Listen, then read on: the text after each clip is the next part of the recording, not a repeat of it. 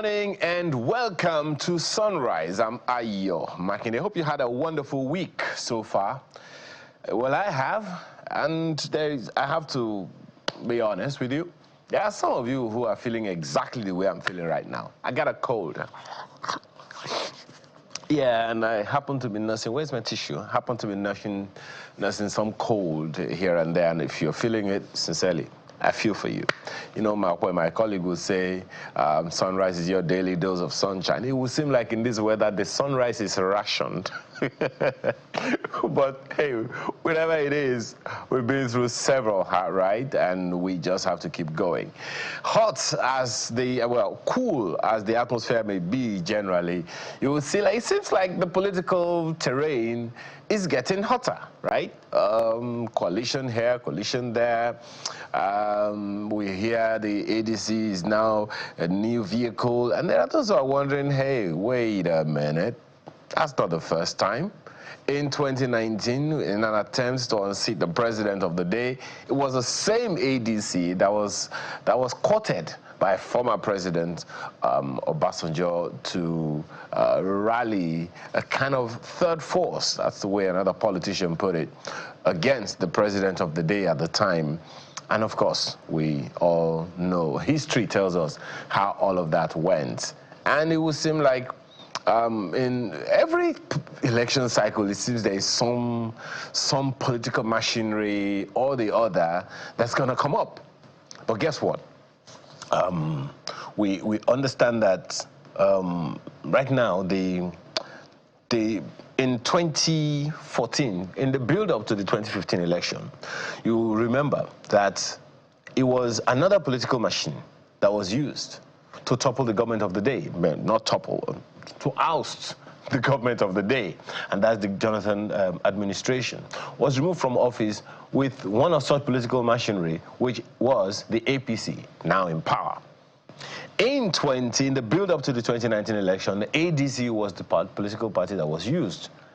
And in 2023, of course, you know, the Labour Party was the one that was used.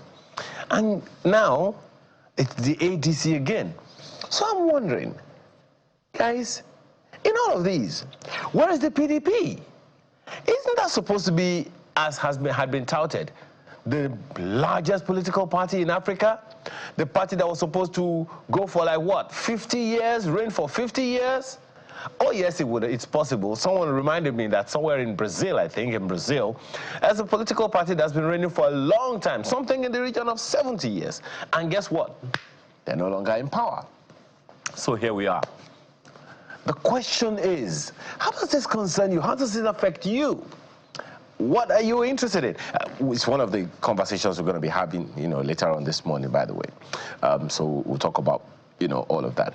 But another thing that's caught my interest is we're grateful, and I am grateful that we are no longer hearing of torrential flooding that is taking people's livelihoods, you know, affecting people's lives. I'm so glad and grateful to hear about that.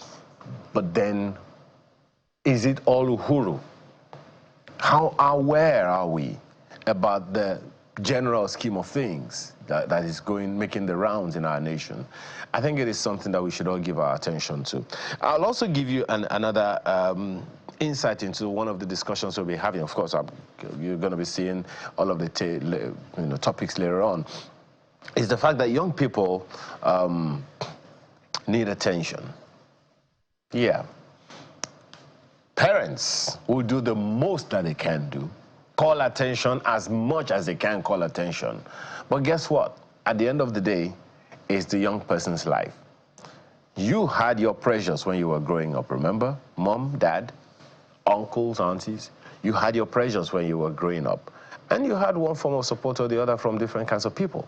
The question then you want to ask is, how much of that have we been able to pass on to the young generation? Now, some of them have been hearing that they're going to do this, they're going to do that in the years to come. And then what next? I want to talk about another matter that concerns many of us. Well, maybe a few of us. Electricity.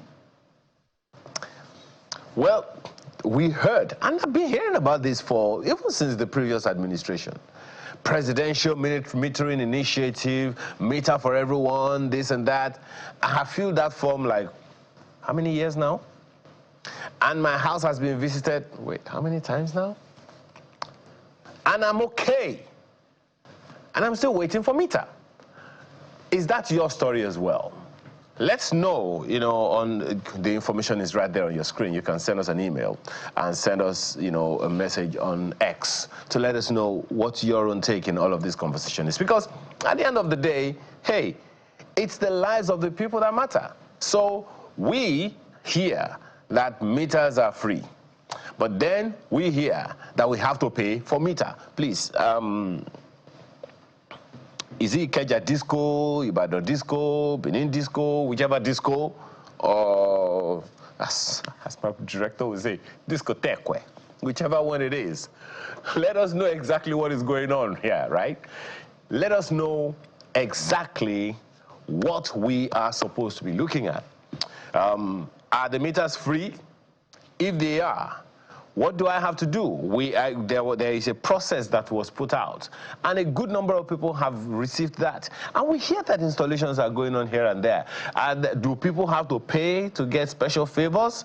If that is the information, let us know. I don't like assumptions.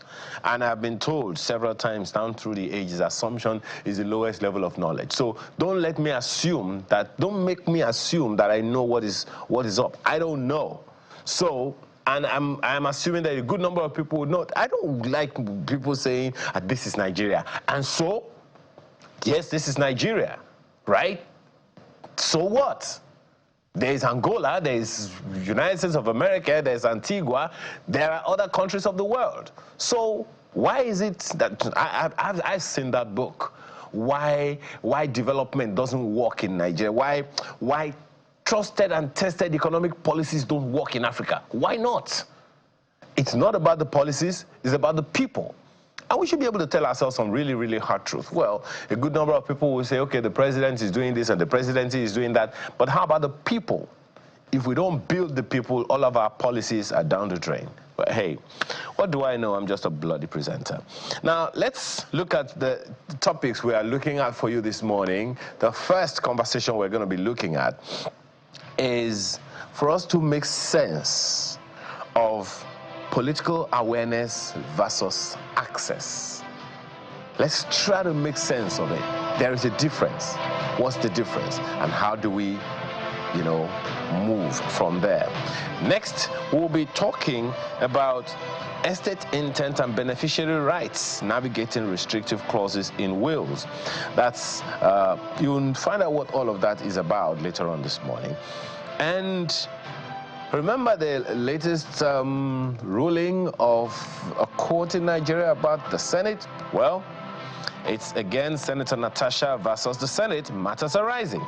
We'll find out more on that as the program unfolds, because this is, of course, in the light of the new judgment that's just come out.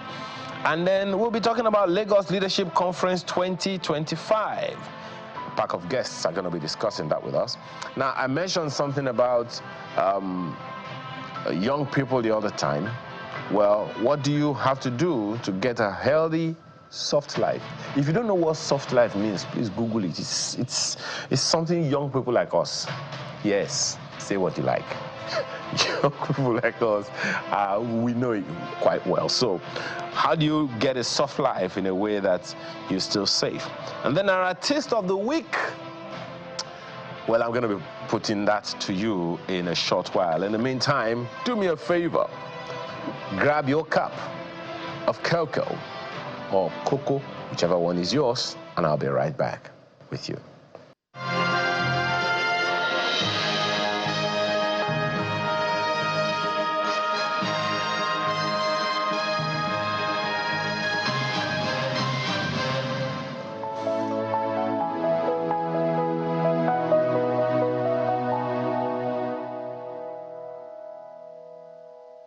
Okay, so let's get to it.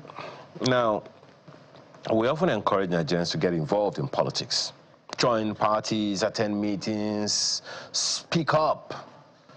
But even when people are politically aware, one question lingers: do they truly have access? Movements like the NSAS and the Obedient Movement, WAVE, awaken a new sense of political consciousness, especially among young people. Add that to the campaign like Not Too Young to Run, which successfully lowered the age barrier among for holding office. Social media has played its part in democratizing information and amplifying voices that would otherwise be ignored. But awareness, as important as it is, does not automatically translate to access, nor does it open the door to participation.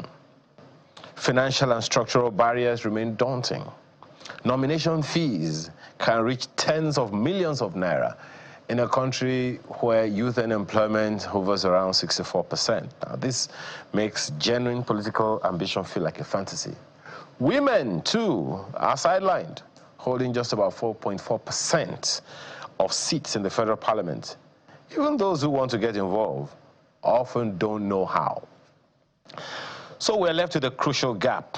People who care but can't cross the line into influence. Until access matches awareness, political participation in Nigeria will remain an invitation only a few can accept. And at what cost? So let's have conversation this morning. We have three people on our panel. First is with me here in the studio is Kate Banjoko, who is a former House of Reps aspirant on the platform of the All Progressives Congress. Thanks for joining us this morning. Thank you for having me. We also have in our Abuja studio Ahmed Buhari, a former presidential candidate, Sustainable National Party, and former vice presidential candidate on the African Democratic Congress ticket. Thank you for joining us this morning. Thank you. And joining us on the virtual space is Professor Okaide Ishwala, who is a research professor at the Institute of African and Diaspora Studies. He's a professor of political science. I appreciate your time this morning, Prof. Good morning. Thank you. Let me start with, yes, Prof, let me start with you. Awareness versus access. When we discussed, when we mentioned, we had an initial on having this conversation. For you, what are the issues that are at stake? A good number of people talk about politics, and of course, when you get on the social media, you hear all kinds, you see all kinds, you read all kinds, and you're wondering, are we in the same country? So, from what you understand, as a student, if I can call you a student of political science, what's the dichotomy, the difference between political awareness and political access? Is it that those who are aware don't want to get in, or you think they would just rather not? What do you think is the real issue, Prof? It is highly skewed in the sense that there is practically no one today who will claim that they are not aware of whatever is going on in the polity. Thanks to social media and other forms of engagement that have come to revolutionize the society. However, as you have said, one thing is awareness, the other one is participation, which you rightly put as access. So, in spite of people's awareness, are they having access to participate in politics? That is the question that seems like what we want to debate. And in that, I want to provide the background that political participation that we are talking about now is presumed under a democratic system of government. And under that system, there are, in a sense, two dimensions to political participation. One is the prescribed one, the prescribed aspect by the law, by the Constitution. And so you should vote, you can be voted for, you can form political party, you can join political associations. And when you have this dimension to participation, you also have prescriptions of criteria that you can follow to be able to do them or engage in them. That includes your age. You could be 18, It also means you must have certain levels of qualification, or you belong to a particular nationality, as the case may be. But apart from the prescribed, you also have the initiated ones. Those ones that are not necessarily prescribed by the law, but that citizens and non-citizens alike can at any time, spontaneously initiate based on the dominant occurrences in the political system. And that's where you have, demonstration, protest action, protest behavior. You have, the list is endless, And of course, this does not have prescription of the law. You don't have to be in Nigeria. But Prof, if I can quickly interject, there is a background to all of this. It wasn't like this in the First Republic. And I remember in the Second Republic, even some, people, they will show their membership cards and say, this is how much I paid on a frequent basis or on a regular basis into my political party. But these days, it will seem like that's no longer the thing. The political participation in the Second Republic that I remember was a lot more than what we're getting today. Is there a reason for that, Prof? Well, there are 1,000,001 reasons, but all of them can culminate into one thing. The volatility of the political system. The political system, the political environment is volatile today, leading with violence, leading with all sorts of things that we never, ever witnessed in the republic that we're talking about. For instance, even for you to come out and indicate your interest in any electoral post at a gladiatorial level, you probably must or should have one godfather somewhere who must endorse you before you can even paste your posters or stretch out your banners or even move from one point to the other to campaign. Interestingly, Prof, my apologies. My apologies, Prof. That point that you made is good ground for me to take on the two people with us in the studio because in this discussion, because they have participated before. Let's find out if they had godfathers. Kate is here with me. Well, you get the drift of the conversation, and you are a professional, and then you decided to get into politics. And then, how has it been for you? Good morning once again, everyone watching, and good morning, Ayo. I'm sorry about your cold. Okay, so politics, I always tell people, when you talk about Godfather, the Godfatherism is everywhere, even in the church. You must have somebody speaking for you in the room, rooms where your feet cannot get to. Who are those people speaking for you? If it's your mother, she's your godfather. If it's your father, he's your godfather. If it's your brother, he's your godfather. Somebody who is speaking on your behalf, making sure that your voice is registered, making sure that the things that you want to achieve are projected to the people that should make decisions. That is the person that you see as your godfather. Godfatherism doesn't necessarily mean that the person must be God over you. But the person takes steps to ensure that you achieve what you want to achieve easier than struggling to get to where you're going. But at what cost? Now, you see, that cost is a personal thing.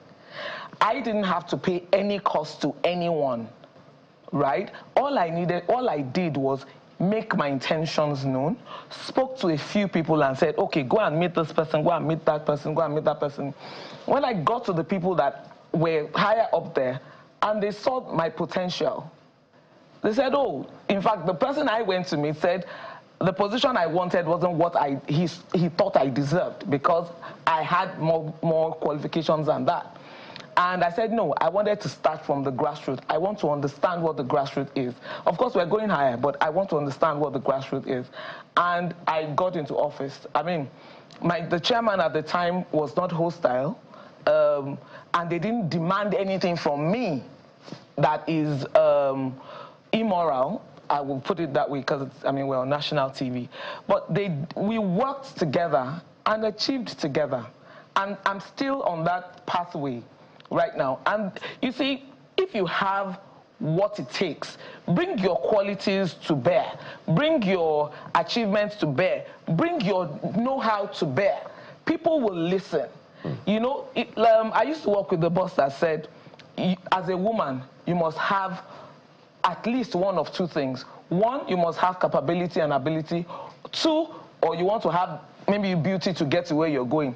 The third one, is that you must have the two. And when you have the two, it's difficult for people to push you aside. It's difficult for people to make you become a pushover. Right now, we're going into the LGA elections as we speak. And in my community, I was put on 3 boards, 3 electoral boards. I didn't even ask for it. But I know that somebody or some people are speaking for me in the rooms where my feet cannot get to. Okay, let me see if that's Mr. Buhari's experience as well. You're with us in the studio right there in Abuja. So, I mean, you've contested presidential, you've contested vice presidential. What's your own experience with the real crucial issue of this conversation, so we don't miss the track, is on the one hand, people are aware. On the other hand, we have a challenge of participation. Yes, thank you for having me. Thank you for having me, Ayo. So I slightly disagree with your guest in the studio in Lagos because indeed what I would advocate for and what I've already started doing is to create mentorship camps.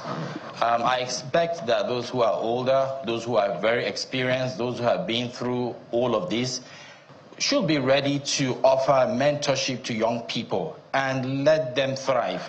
The interference from certain individuals that categorize themselves as godfathers trying to direct the trajectory has actually part of the things that have actually brought us to where we are today.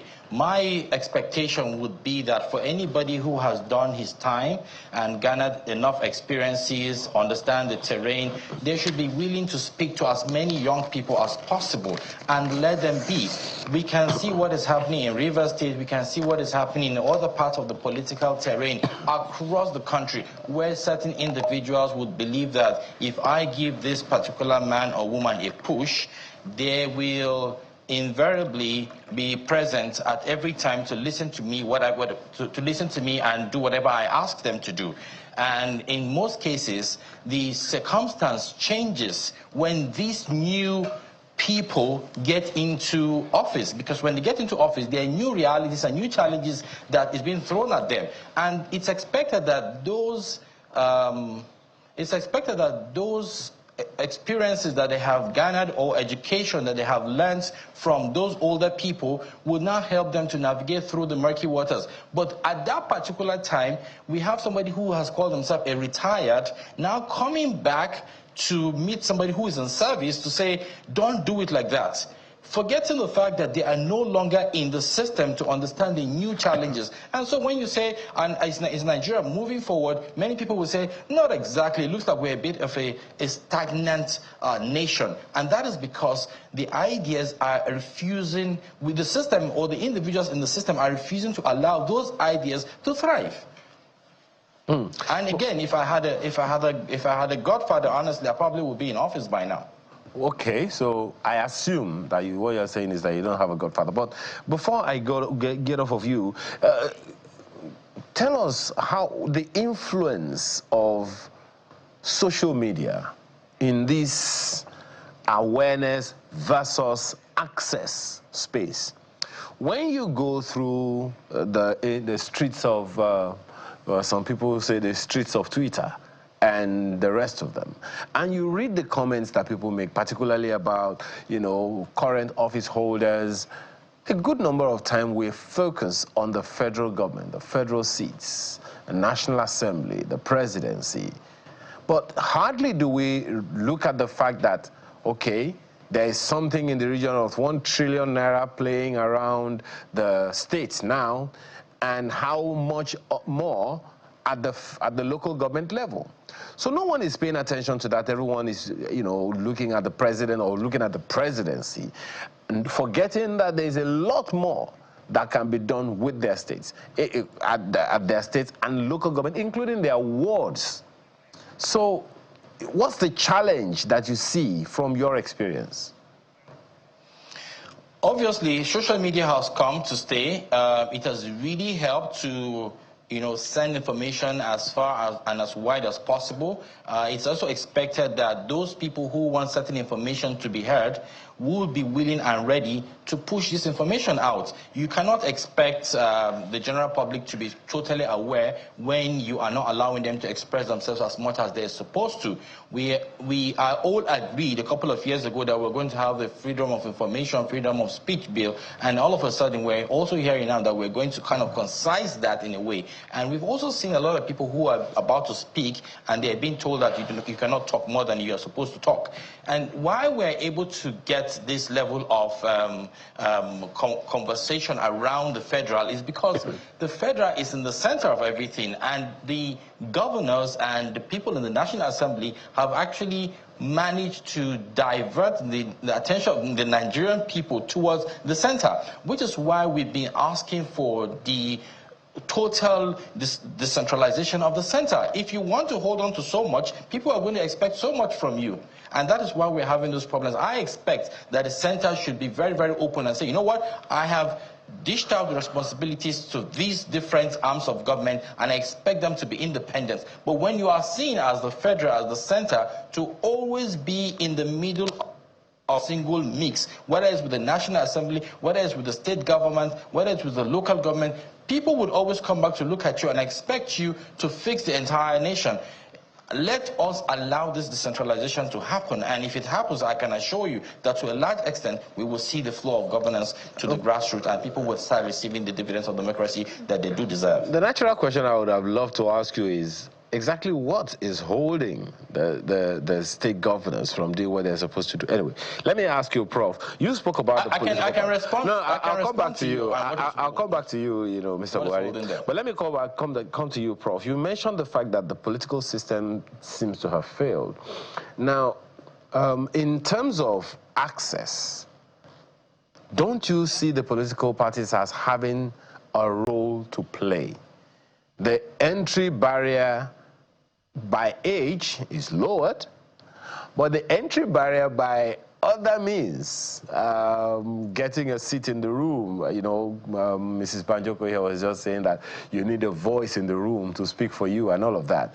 In a system where the political systems are working the way they should work, do you see meritocracy at play here now, or you see that as a work in progress that we need to still do some tinkering with? I think we have a lot to do because we also must always put issues in perspective. When we say Godfatherism, for instance, we do not mean presence of godfathers. What my colleague there refers to as having somebody to speak for you is absolutely correct. In politics, it is legitimate. It is done anywhere, all over the world, even in the United States of America. However, presence of Godfather does not become Godfatherism until it becomes a scenario that has been printed by our colleagues from Abuja. A case in which somebody somewhere forces you to do illegal, illegitimate things simply because he or she has some power over you, which you call the power of the Godfather. That is the kind of thing that we are talking about that is making the political system volatile. And I think we need to be serious as a country while trying to solve this problem.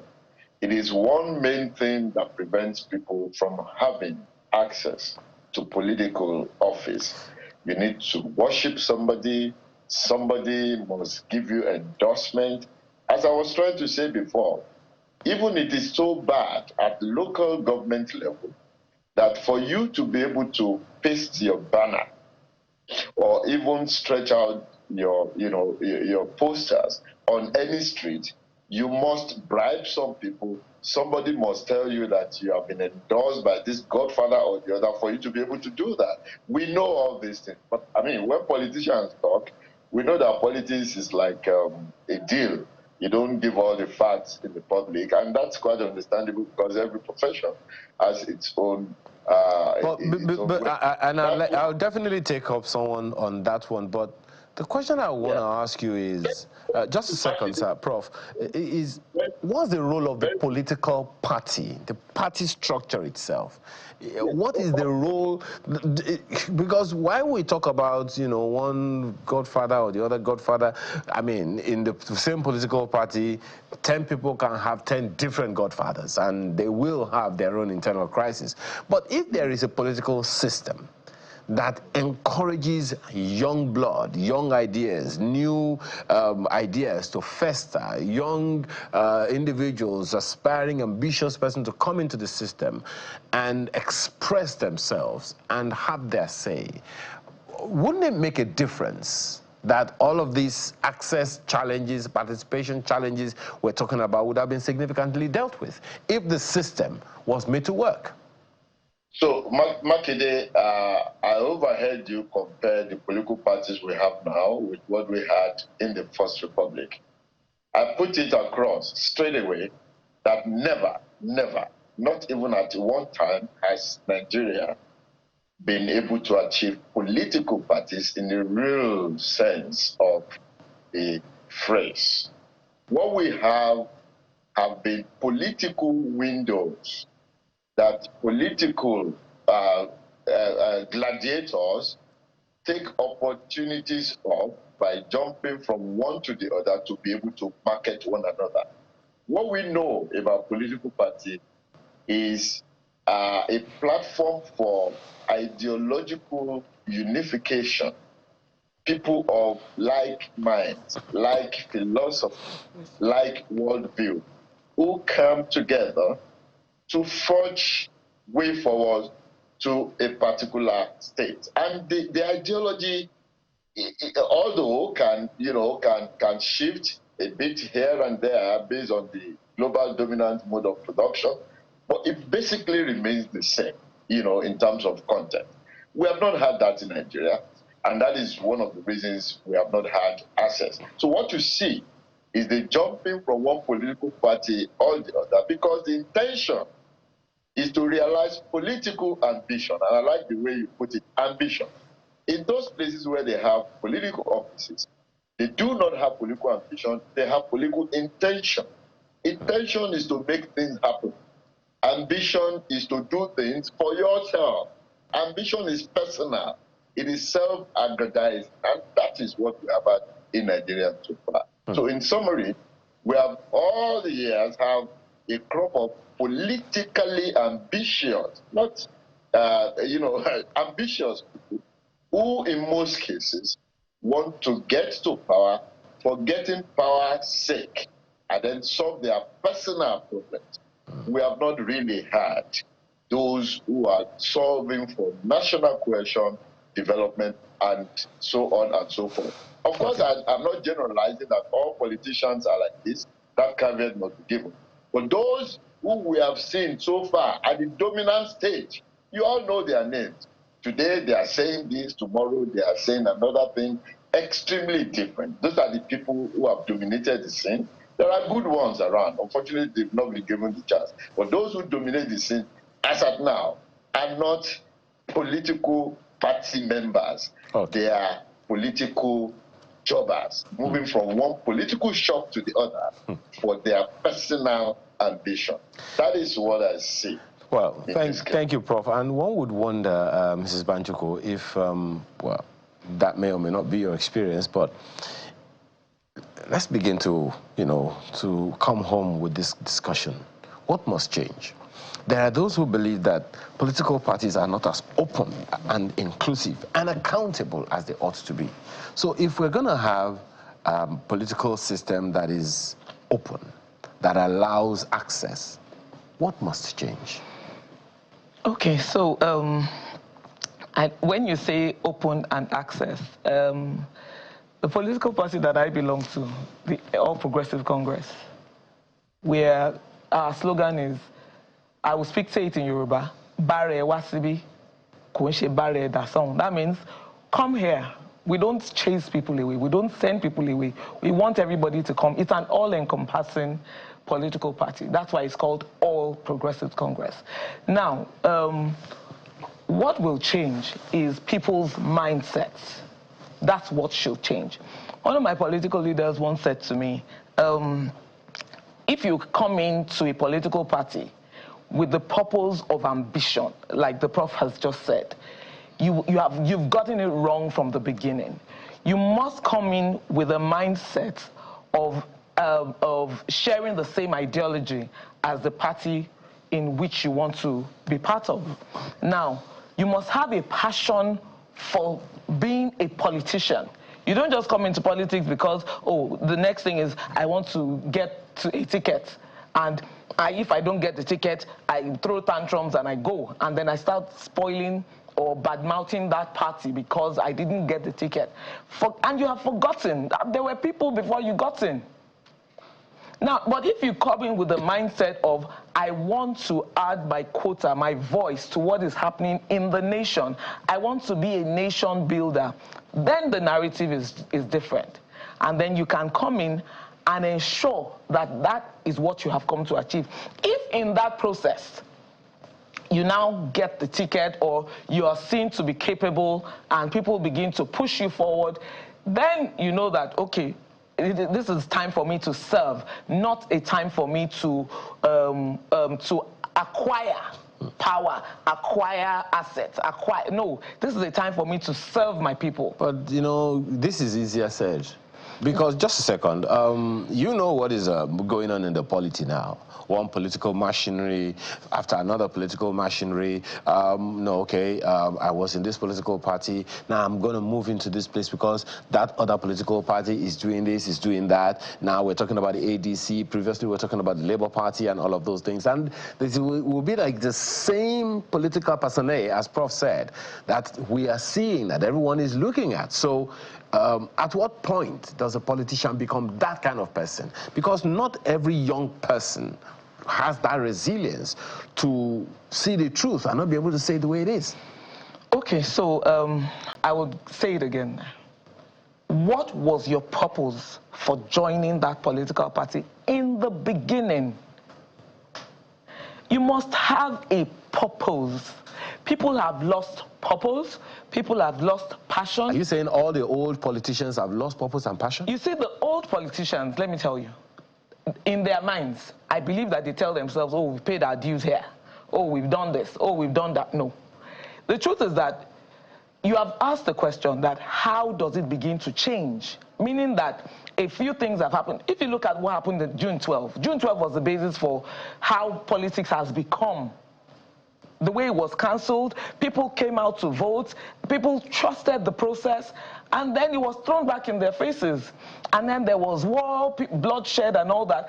And that watered down the passion that people had, the belief that people had in the political system. And that was, for me, that was the beginning. But now, with the advent of social media, we need to begin to educate.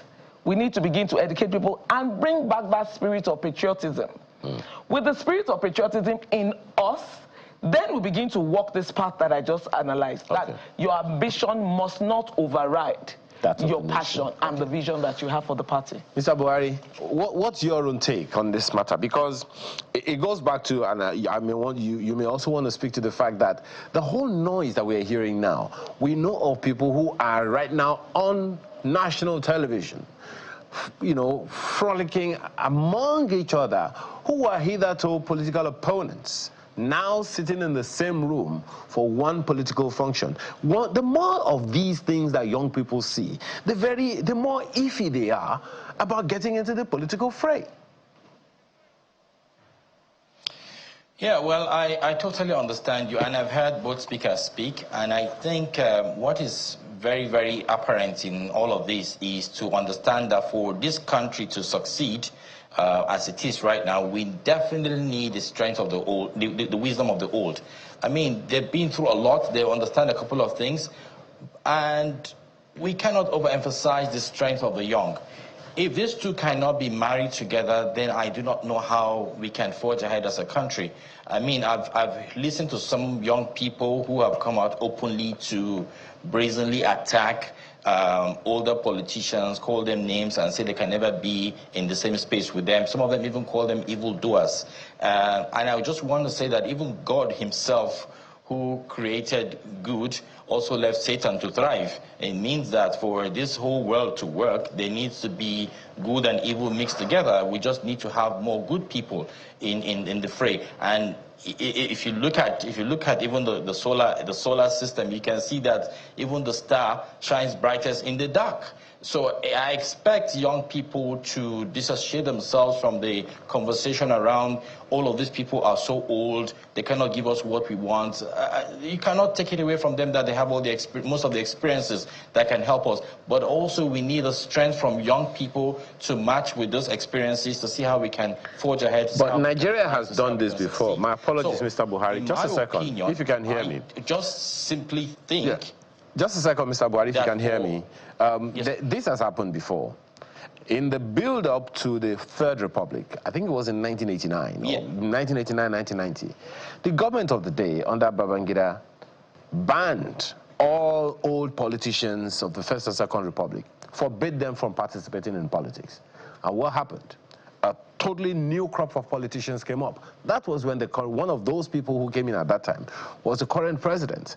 You know, and the former Vice President Atiku Abubakar also was in customs at the time and left customs to get into politics, got into some political family together, and that's how come we have the generation of political parties that we have now. So it's not like we must have these old politicians, you know, always at play all the time. If it happened before and it produced a new generation of politicians, what's to say that it can't happen again and it will work? So historically, and I like the fact that you're picking it from the Third Republic, but it precedes the Third Republic. If you go back, you find out that most of the people who were in the First Republic, in clear terms, were threatened by the coup that happened in 1966. Most of them decided to flee. Most of them decided not to be part of this. Some of them even left the country. And then we came back again to the Second Republic and we said we wanted to try it, the democratic exercise again. And those who emerged, we saw that after the first tenure, there was another coup that got some of them locked up, some of them tried, some of them haven't recovered, some of them died in trial, in detention, and things like that.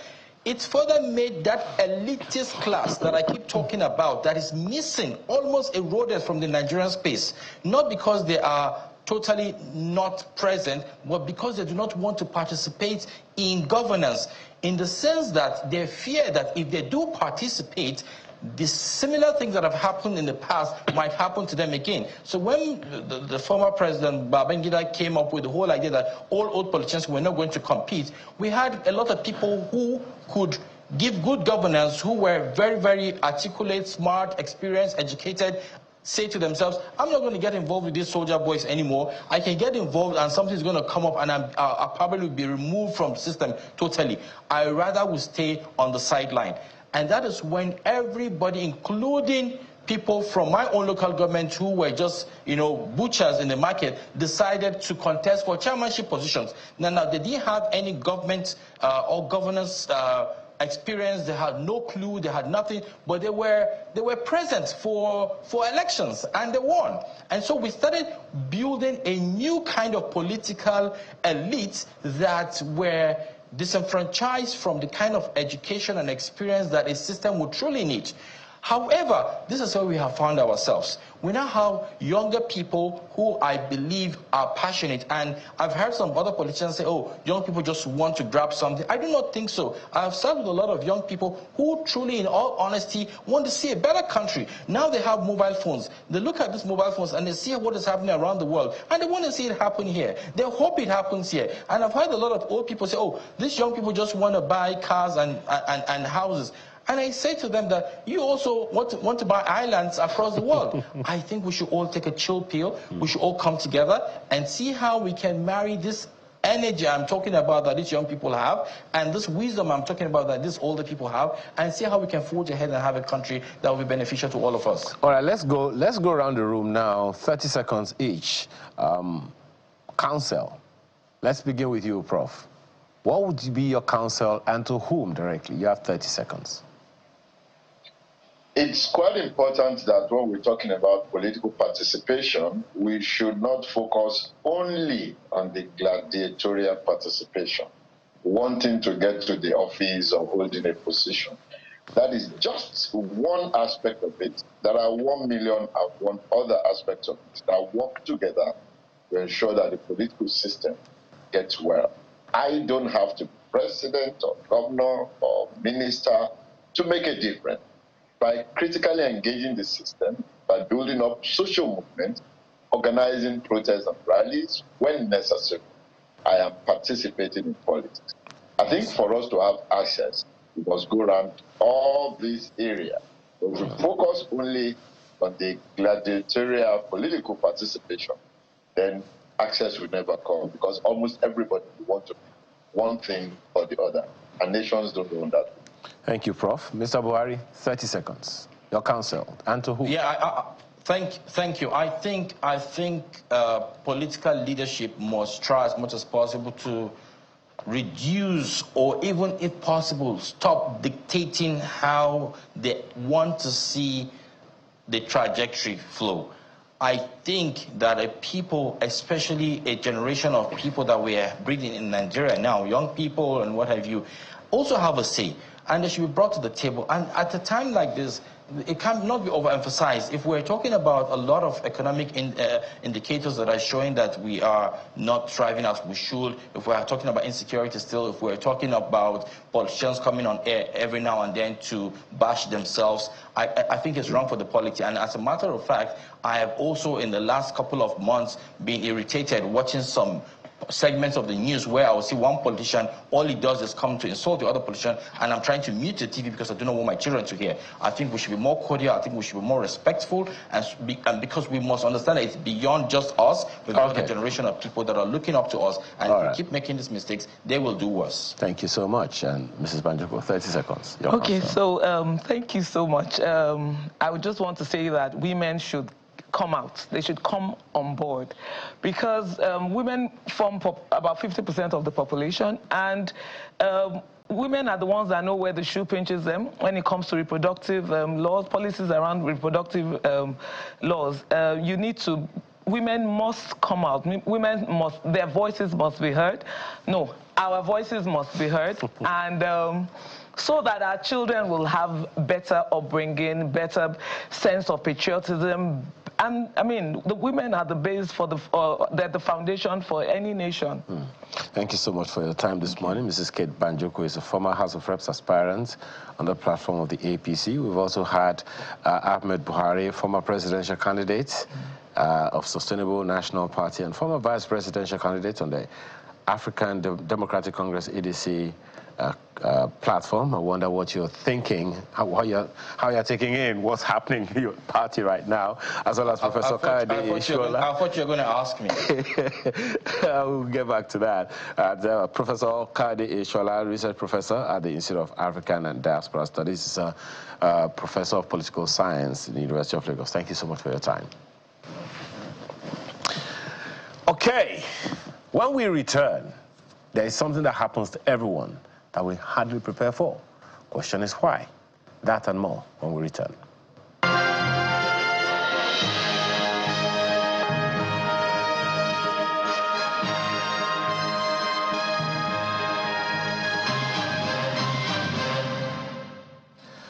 Thank you so much for joining us and for remaining with us. Now, wills are meant to bring clarity, but sometimes the clauses within them, especially the restrictive ones, can spark confusion, disputes, and even legal battles among beneficiaries, which in most cases are children. Now, how do you balance the original intent of the person making the will with the rights of those inheriting the estate, especially when, as you heard, can be conflicting sometimes? Today, we have experts from First Trustees to help us navigate this delicate and often misunderstood area of estate planning, estate intent, and estate beneficiary rights. Thank you so much for joining us this morning. Mr. Rotimi Obende, Head Private Trust, First Trustees. We appreciate your time today. Thank you. It's a pleasure to be back one more time. So let's begin with context. Now, what are those things that you call restrictive clauses in wills? And why do people include them?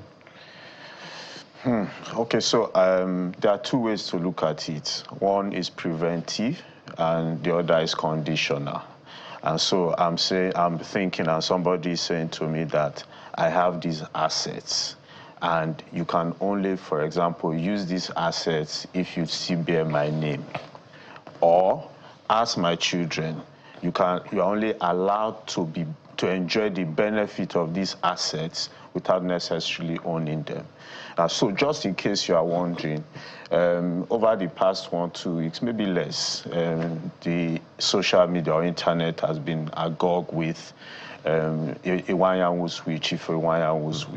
And you see a restrictive or conditional clause placed there when it comes to how much enjoyment and for what period the wife can enjoy the asset that he left behind.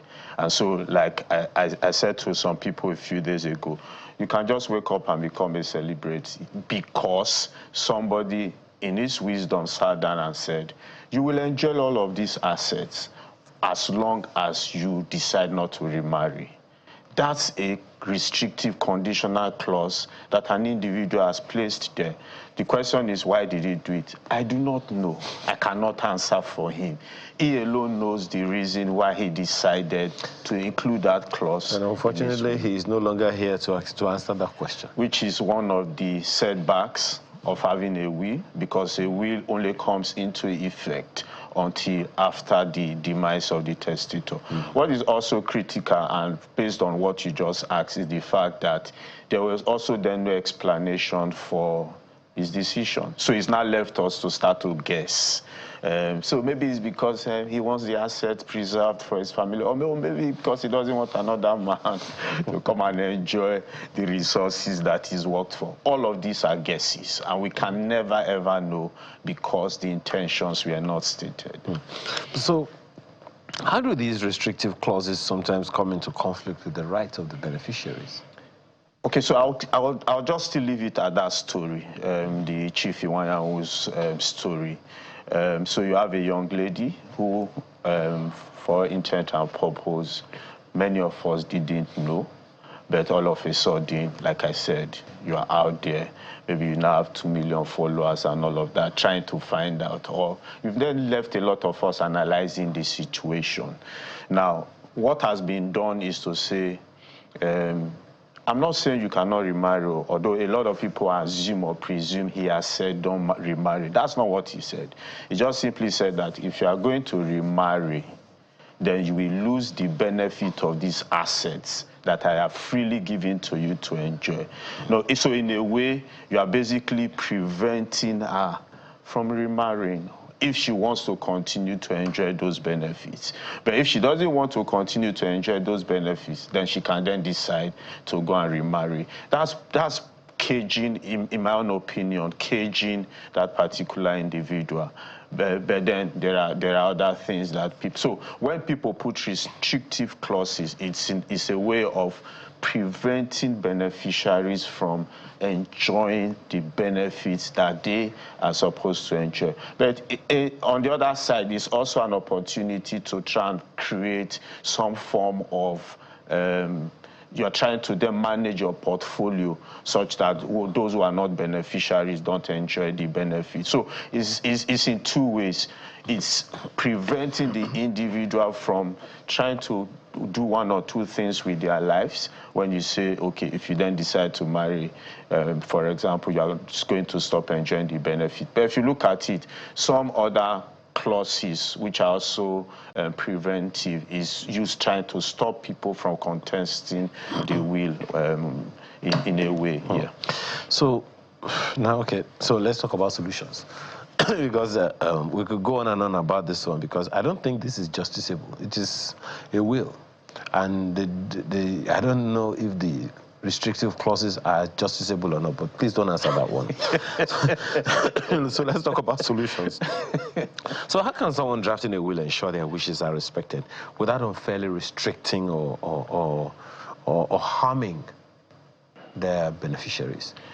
So I would rather look at it from the beneficiaries themselves, from that perspective. And so both of us know that many times the other gender think that his assets or his wealth or his money is our money. Then my own money is my money. But in this particular case, you see that it is not. And so many times they make that mistake and then don't plan for themselves. So I say to myself and I say to people that the beneficiaries themselves need to start to think about planning for themselves. For example, when it comes to will, it's just very difficult because it's something that does not come into effect. And it's the intention of the testator, that's the writer of the will, to say, this is what I want to do, and this is how I want to do it. Now, it's for beneficiaries themselves to then, in quote, be in good behavior. And so when people start to write their wills, I also would say that when people start to write their wills, you don't leave gaps. Because if you ask me, there are a lot of gaps in that particular clause itself. If I tell you one of those gaps, so what's marriage, for example? What does it mean for her to be married? I'm the one asking the questions. The other question is, if you check many of these footballers or professional athletes, what do? They just have partners, and they then enjoy whatever benefits there are. So you can always find gaps. So for me, I would say that beneficiaries need to take care of themselves, have proper plans and proper solutions. Now, for writers of wills, you need to also think about some other instruments. Wills are not enough, and we keep saying it, in terms of you wanting to plan your estate. You need to also think about other instruments that are private and confidential, because a will is a public document. It's been read in the open. Maybe when the will was read, there were only 5, 10, 7 people in the room. But I can tell you today that the number of people that have this information is maybe like more than 5 million, 10 million, or even 20 million. But you can make this thing private and confidential by exploring other estate planning tools, particularly trust. Trust is private and confidential. I bet you that only 1 or 2 people would have known if that clause was in a trust arrangement rather than in a will that then becomes a public document. But the trust comes into effect even before the... Oh, yeah. So in the lifetime of the creator of the trust comes into being, and that's why we talk about a living trust. What is also then important, if a trust had been adopted rather than a will, you would have just made her and other children beneficiaries. You are not owners, so you continue to enjoy the benefit. And the benefit can then be outside real estate. You then have all other forms of investment. There could have even been monthly allowances, whether for children or for spouse or whoever, communities. So those are important things that people need to also consider. The fact that you can use a trust to balance the life of your family members. Like I said, everything is out in the open. You've just put the woman, your wife, in a very uncomfortable position because everybody now knows that the day she decides to get married, she loses all the benefits. But in a trust arrangement, not me, I would not know, you would not know, the 20, 30, 40 million people who have read the will or based on what has happened on social media would also not have known and should have continued to live a life in a very comfortable manner. Well, since we are talking about will today, what advice would you give to anyone currently drafting or updating their will to avoid, such conflicts? Okay, so number one, I would say you need to use a professional. And what that simply means is that a professional that would look at all the gaps. I pointed, for example, a gap that if anybody wants to exploit, would basically exploit that gap. And what is that gap? Yes, they say I should not remarry. Okay, no problem. I will not change my name.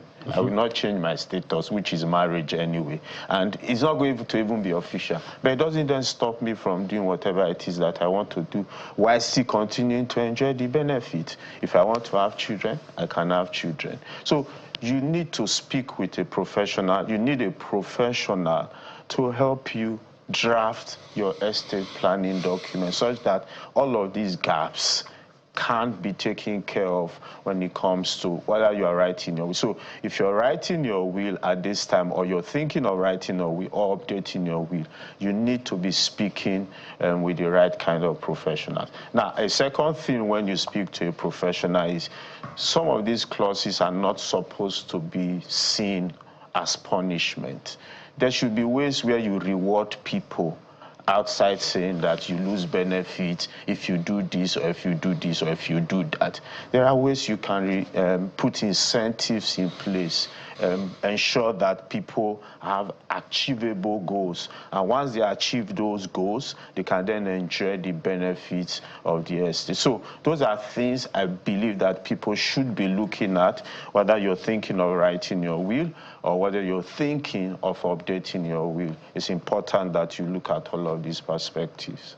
But you also talked about options. Do you think it's a good time to also consider those options? Oh, yes. This is the best time, if you've written your will, best time to think and put a trust in place.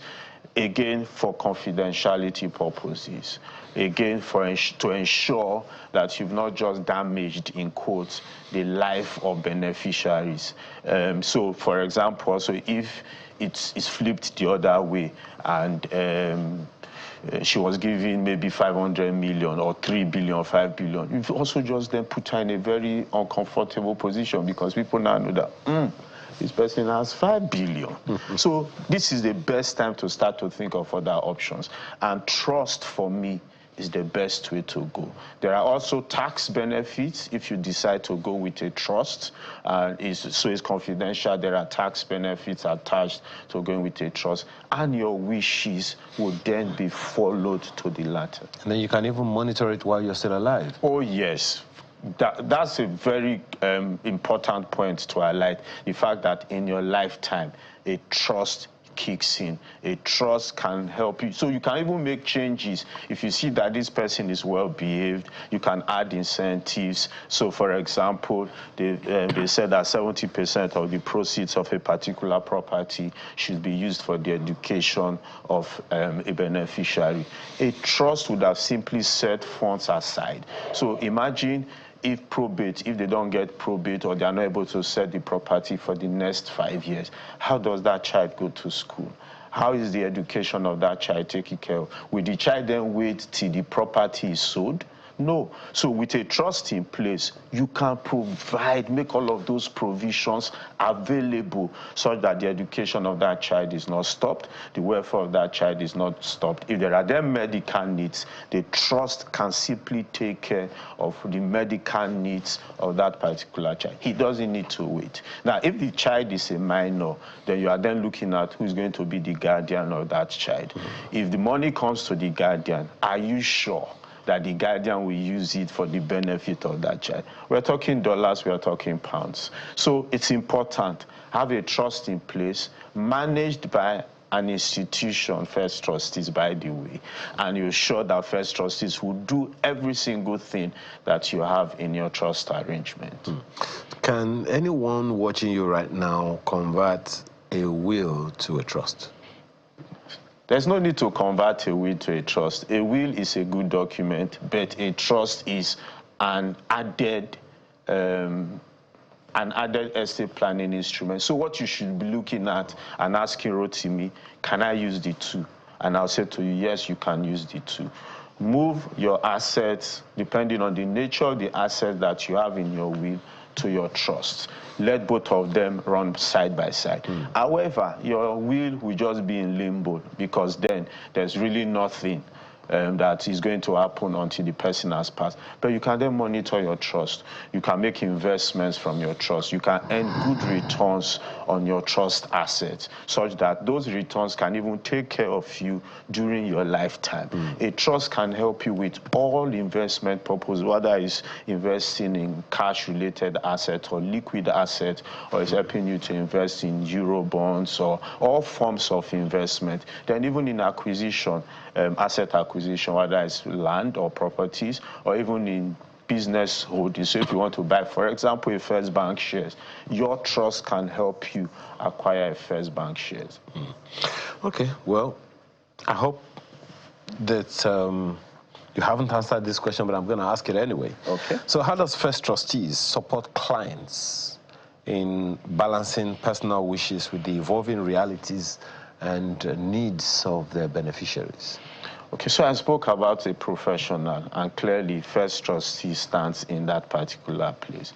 We can help you draft your will. We can help you with clauses that are not punitive, with clauses that do not prevent, to a large extent, the other person living his life or her life.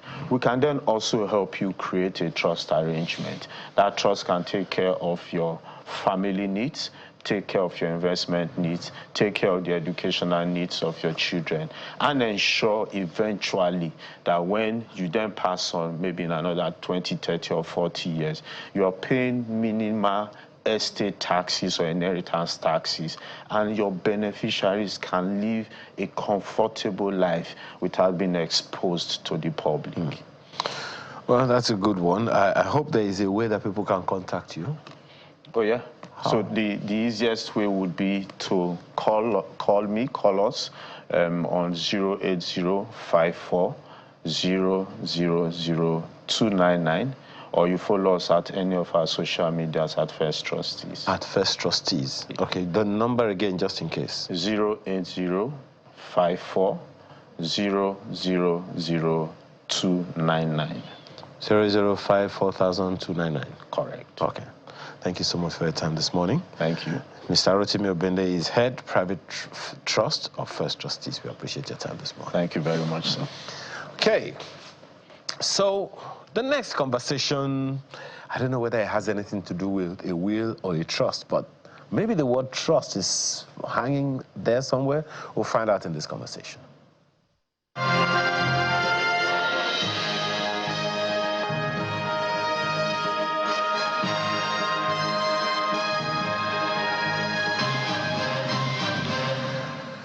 Thank you so much for staying with us on the show this morning. Sunrise. A federal high court in Abuja recently ruled that the 6-month suspension of Senator Natasha Akpoti-Uduaghan was excessive and unconstitutional, ordering the Senate to recall her immediately and declaring that such a lengthy ban would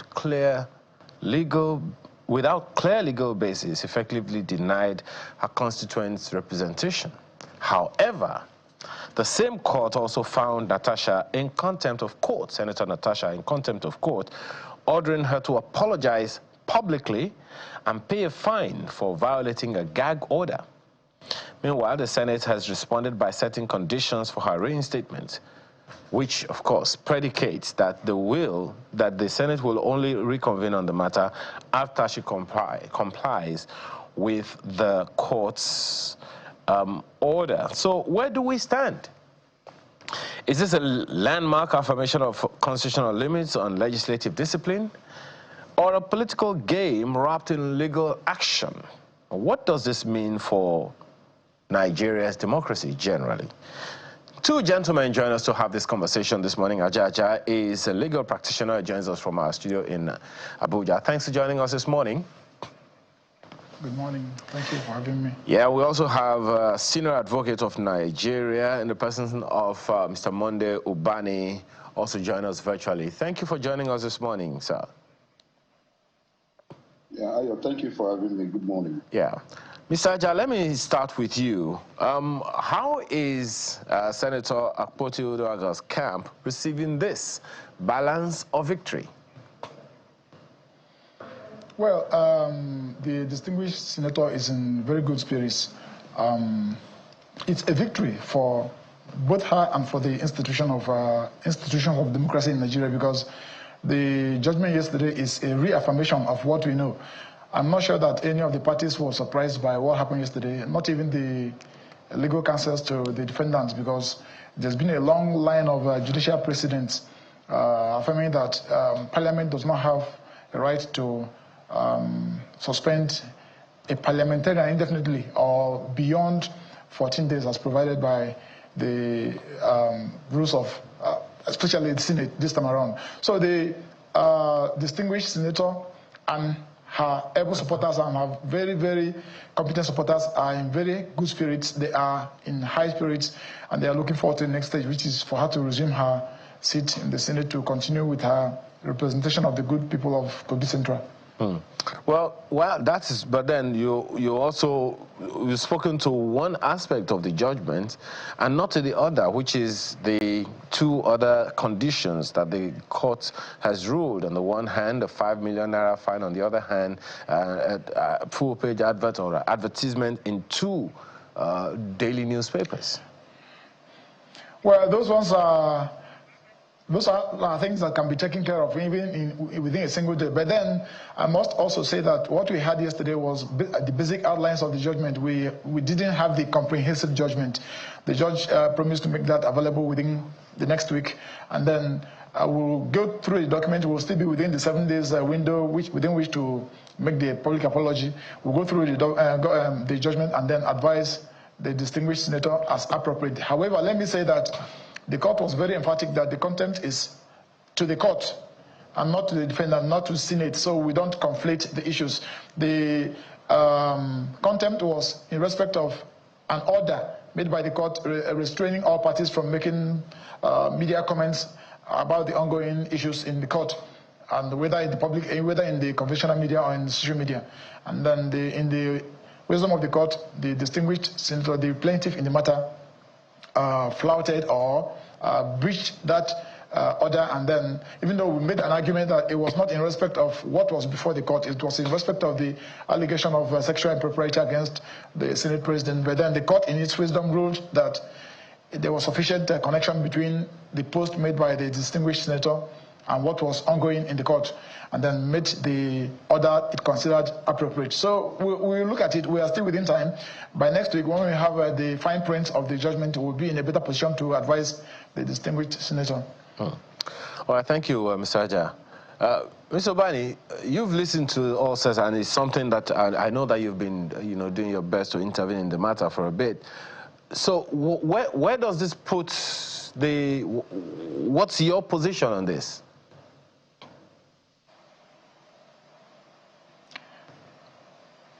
Mr. Obani, that's for you. Thank you for having me once again. What happened on yesterday was that the judge read her handwritten judgment, which has not been obtained. And so for a very comprehensive analysis of what actually happened yesterday, I will advise all parties to ensure that we get a copy of that particular judgment and look at it, in a very comprehensive manner in order to understand actually what was ruled by the judge. But from the counsels who were in court, the little I was able to gather was that, one, that the judge agreed that the Senate has a right to discipline any of their members, and that in this particular instance, they were right to have actually referred her unparliamentary misbehavior to a committee that was in charge of that. That was affirmed by the court. So the issue of disciplinary powers of the Senate was acknowledged by that ruling based upon what I was told. The second issue was the time she was reallocated to another seat, and she wanted to speak from a different seat entirely, and she was denied audience, which was one of the issues she raised in her reliefs. The court also found out that the Senate president was right to have denied her the audience because she was not sitting in the proper seat allocated to her. That again was affirmed in that particular judgment, I am told. Then the issue of contempt, while the matter was sub judice, the court also affirmed the fact that she was really guilty of civil contempt, and then asked her to pay 5 million naira penalty, and asked her to make publication in 2 national newspapers, and to apologize to the Senate leadership, and also to apologize to the court. In her Facebook, where she posted that particular write-up and then pulled down what was already there and apologized in her Facebook page. That again was part of the judgment yesterday. The only pronouncement that was not too clear, and that was the pronouncement on the issue of the 6 months suspension. I heard that the court was saying, yes, even though you have a right to discipline a member of the Senate, that she considered that the 6 months suspension was excessive, and that we deny the members of the constituent adequate and effective representation, and that she is asking the Senate to consider recalling her back. That again looks as if, was it a substantive order? Because I'm reading people saying the court ordered the Senate to take her back. But the issue was that she was saying that she considered that as an opinion, excessive, and then I asked the Senate to consider recalling her back.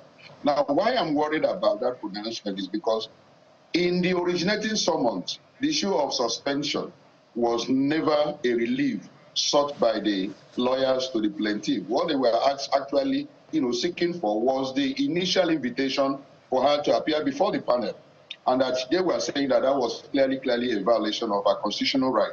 Now, the court has now affirmed that the Senate has a right to invite her, that the Senate has a right to discipline her, that the Senate has a right to deny her audience when she has not complied with the standing rules of the Senate. But the issue of pronouncement of the 6 months was not part of the relief, and they're making pronouncements. So we want to now find out whether that was an obiter dicta, made by the court, or whether it was a ratio decidendi, meaning a binding order. And that can only be, done by the time we have access to the judgment, either on Monday or Tuesday. Then we can now know what actually was decided by the court. For now, whatever we are doing is just probably, talking in peripheral, in a peripheral manner, what was actually decided, not the real, fact of what was decided by the court, because we don't have access to the judgment of the court. So we have applied for the certified true copy of that judgment in order to have a clear understanding of what the judgment was concerning the 6 months suspension that the court made a pronouncement of. Well, thank you, Mr. Rani. But, Mr. Ajab, there are those who are watching now wondering whether this is all politics or it does truly have the full trappings of legality at play. On the one hand are the issues of the rules of the Senate. On the other hand, of course, there are allegations here and there. And with all of the, first of all, I don't know if you agree with all of the comments that you heard from Mr. Ubani, but to which extent you can also speak to it. So there's the place of the rules, there's the place of, personal issues and all of those things. It would seem like politics is at the center of it all. Or is there more to it, in your opinion, Mr. Ajab? Well, wherever politicians are, there must be politics played. That is to take it away from the court. But let me address part of what Leonard Strick said.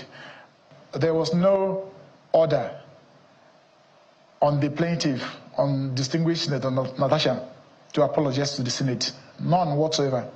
In fact, the court was very, very explicit that this contempt is to the court, that it was the court that made the order gagging the parties, and so whatever breach occurred against the order of the court. Therefore, the apology must be made to the court. The judge had to even pause when she was, because I was in court yesterday, had to pause to adumbrate on that, to say that she will apologize to me, because if it were to be criminal contempt, well, I would have sent her to a correctional center for custody. But since it is a civil contempt, then she's going to pay such amount of money to the coffers of the Federation, and as well as apologize to the court whose orders she breached. That is that. Then let me also address the issue of course, we know that the judgment is what is read in court. What we'll be having is the paperwork, so to speak. The judgment, that's provision of the law, that the judgment must be read in open court before parties, so on and so forth. That's one of the qualities of a good judgment. Then, what the judge said in respect of the 6 months, of course, the judge acknowledged that Parliament has the power to discipline its members, flowing from both the Constitution, which granted them powers to make rules regulating their procedure, as well as to the Legislative House's Powers and Privileges Act. But then the judge said that it was not, the powers were not at large, so to speak. They were circumscribed. And the judge, like I said before, the judge was bound by stare decisis. And there are judgments preceding hers, including to the Court of Appeal, which is the Superior Court, saying that any suspension of a parliamentarian must not exceed 14 days, pursuant to their chapter 9, rule 67 or the 4 or thereabout, if I'm not mistaken. Even though they wanted to make an argument that they were going pursuant to Order 8, but the courts, the precedents we have, the stare decisis we have, is to the fact that it must not exceed 14 days. In fact, the judge was very emphatic that suspending her for 6 months was already in excess of half the year, because the Parliament is obligated to sit for not less than 180 days. But then 6 months is more than half the year. So the judge was of the view that the victims here are the people of Kogi. Well, I also know that you okay, go ahead, land on your thoughts. Land on your thoughts, because I didn't stop you initially. Hello, I can? Go ahead, can you hear me now? Can you hear me now, Mr. Aja? Yes, I can hear you now. Okay, go ahead and land on your thoughts.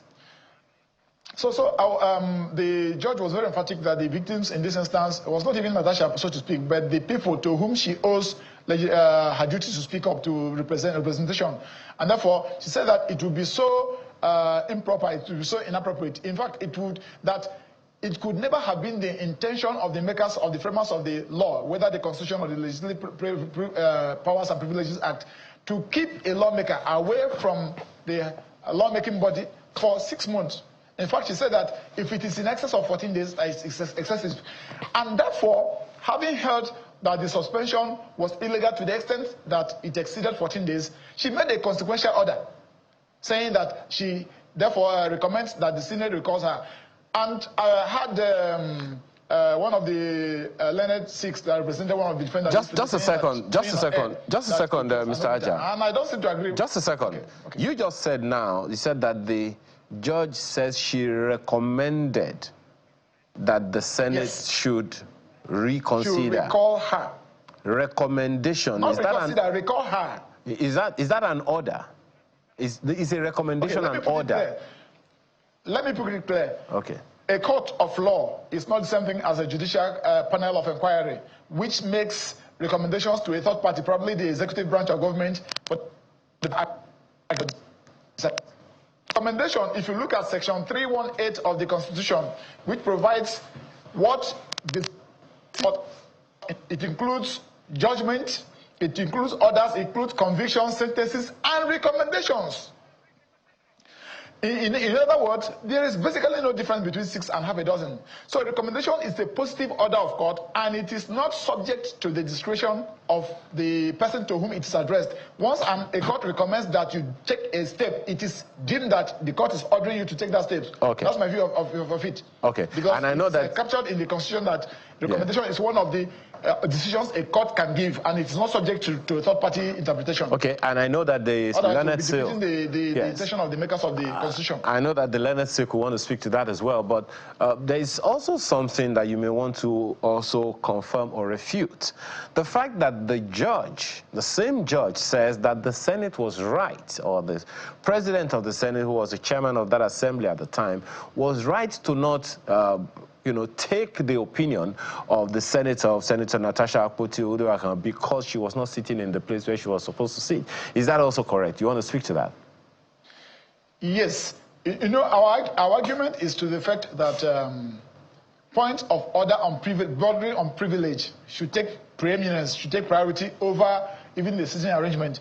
But the learned judge seemed to disagree with that, saying that even though she had a right to raise a point of order, but she could only raise it from the point assigned from the seat assigned to her in chambers. So that's the ruling of the court. Of course, that's what the judgment said. Yes, the ratio? Yeah. We see the reason behind it in the written document. Then, but isn't that, Mr. Aja? Sorry, for the pronouncement of the court yesterday, yes.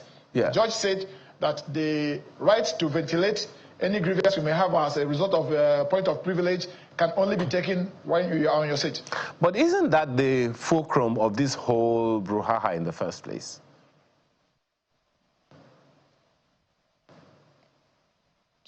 Sorry, is it addressed to? Okay. Yes, that's for you. Isn't that the reason for this whole, legal back and forth in the first place? Well, it may be, it may not be, and I say so because it is the person that wears the shoe that should. Fine. Based on the judgment right now, we may say that fine. She may have a legitimate need, a legitimate cause to complain as to why she was moved from one position to the other.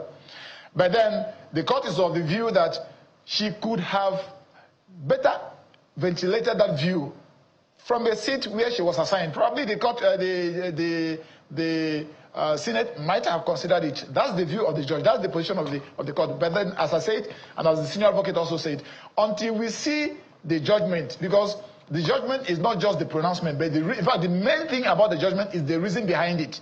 Not the pronouncement you hear that this person is guilty or not guilty, but the reason for the pronouncement. So until we see the reason for the pronouncement in the certified copy of the judgment or in the enrolled order, before we can appropriately address this issue. But as for now, that is what the court pronounced. All right, well, Mr. Bani, the issue that I reserved for you to respond to is part of what Mr. Aja said earlier about the recommendation of the judge.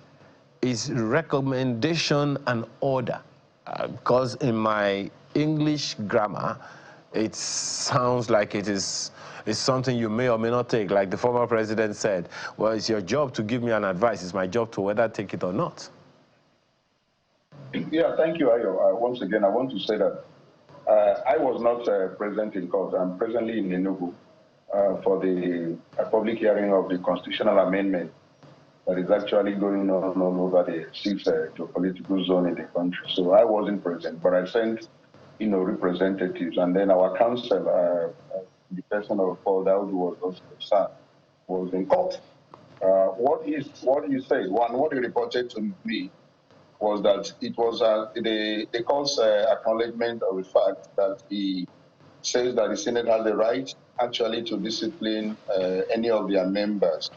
And that the only thing that she frowns out was the issue of 6 months, and she considered it to be excessive. And she's asking that the Senate should consider, when you use the words consider, that's why I'm saying that it is important we have a copy of the judgment to consider recalling Senator Natasha back in the light of the fact that 6 months was too excessive, as that actually would deny effective representation to the constituents, she's represented. That is what I heard that was said. But let me say this. There is no way a court can give you what you do not ask for. You will be the one to ask for certain things before the court grants you. It's not a Father Christmas.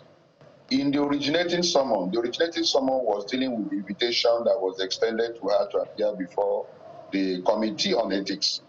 And that was what she was challenging. There was no other originating summon that actually dealt with the issue of suspension, because in the course of that originating summon against invitation, she was eventually suspended. And she did not file, the lawyers did not file any further originating summon challenging suspension. Only they came by way of an application. An application, you cannot initiate a process through an application, maybe a mandatory injunction or any injunction whatsoever. You don't initiate a case, through that process. You come by way of originating process, which is either a statement of claim or summons, originating summons.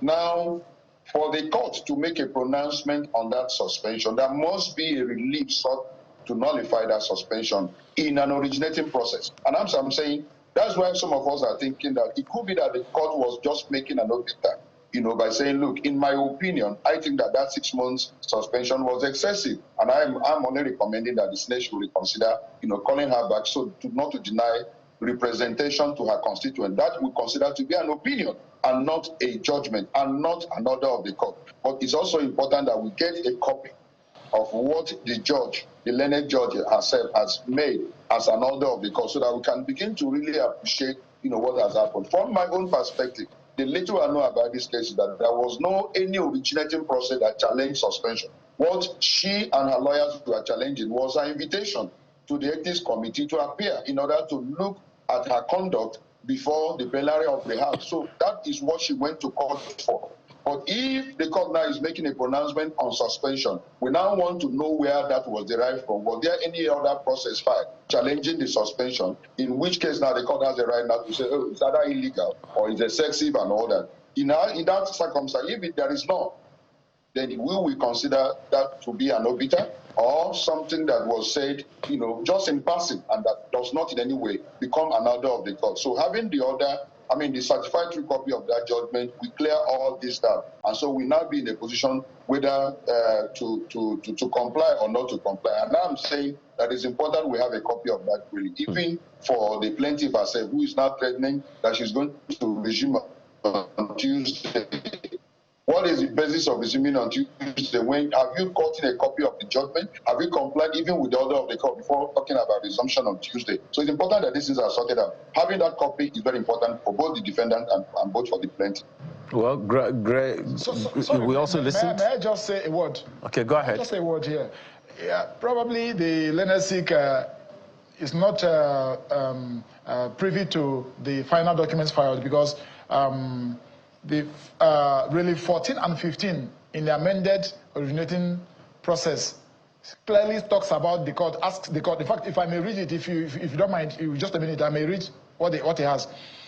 An order, the plaintiff seeks an order of mandatory injunction setting aside all the resolutions of the second defendant pertaining to the plaintiff passed during plenary session on the 6th day of March 2025, which ratified the report of the fourth defendant's committee dated March 2025, purporting to suspend the plaintiff from the Senate of the Federal Republic of Nigeria for a duration of 6 months. So is there one of the prayers of the plaintiff, of the distinguished Lady Natasha? Okay. And let me also say that part of the relief sought by the plaintiff, which was actually not pronounced upon by the judge, was that the plaintiff was in breach of a subsisting order of court, restraining them from going ahead with any disciplinary procedure.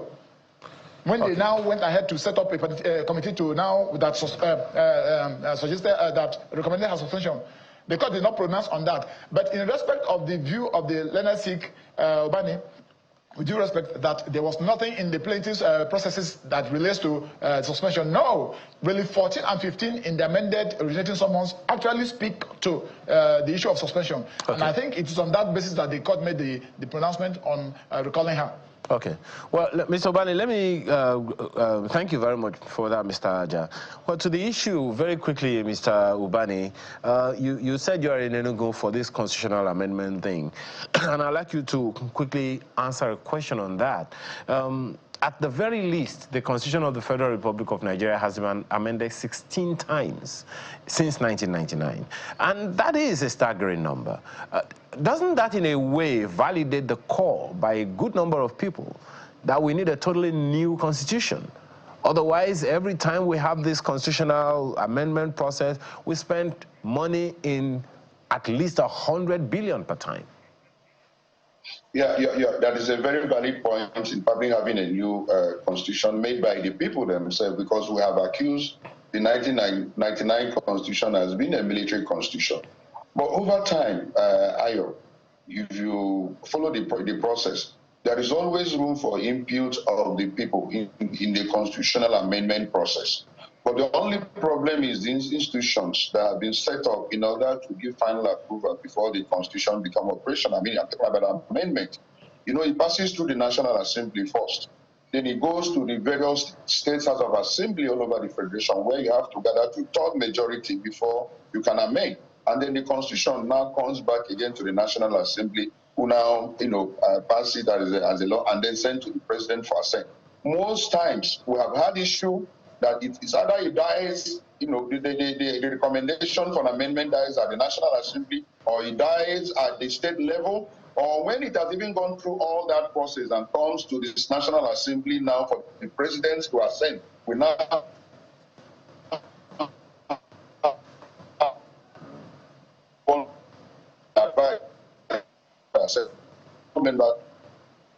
amendment over time in order to bit of reflection of the people's input. But over time, those institutions that have been set up along the line in order to give final approval have always been a stumbling block. And that's why this 10th Assembly said, look, let's get all the stakeholders involved, even in the initiating process.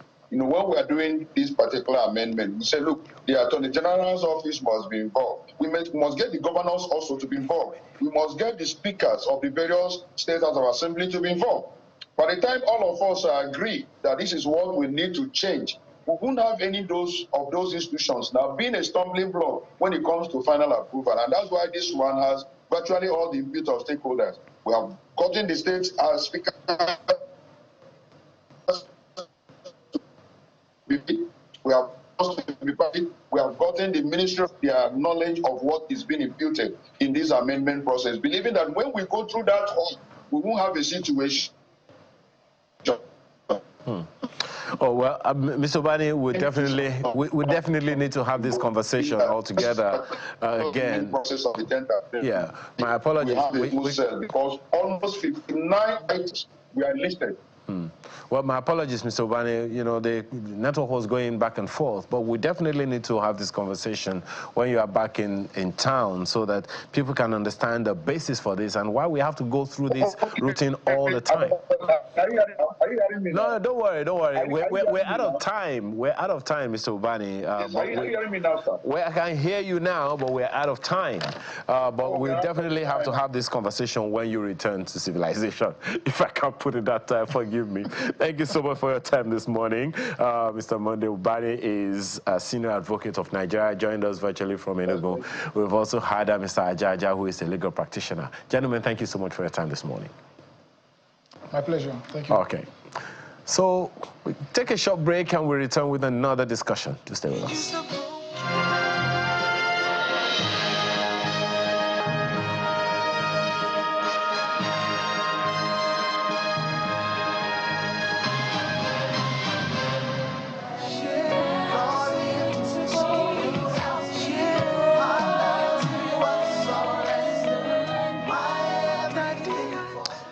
The Lagos Leadership Conference 2025 is here again.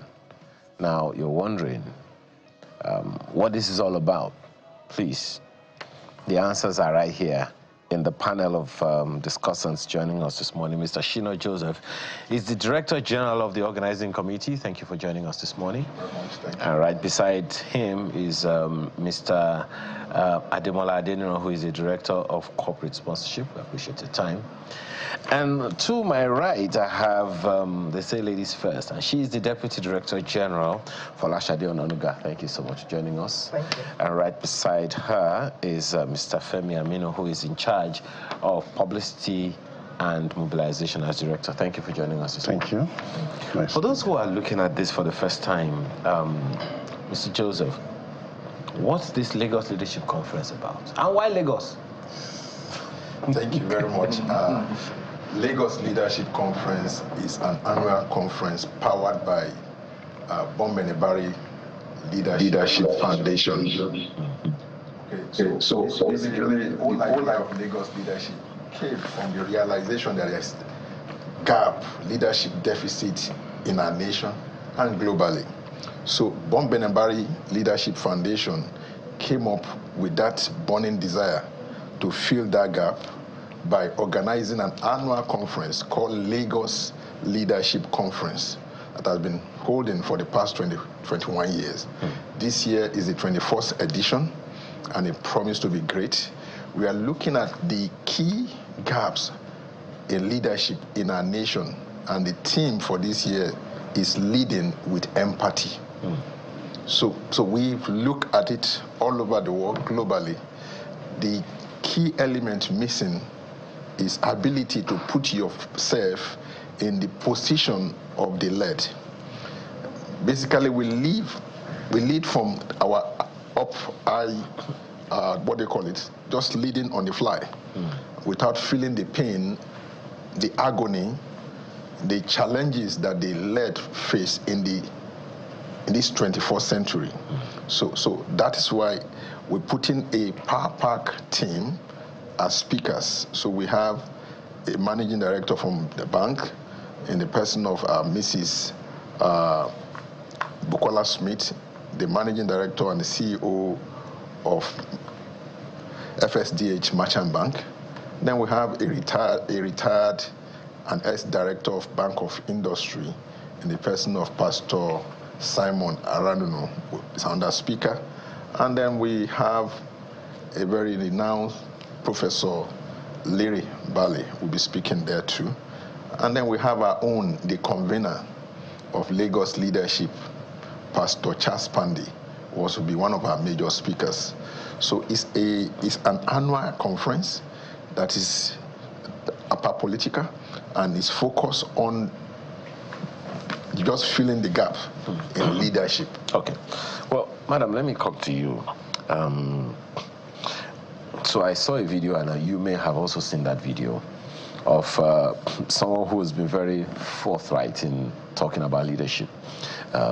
Because essentially what I sense from what Mr. Joseph has said now is that this is part of a leadership recruitment system for Nigeria. Yes.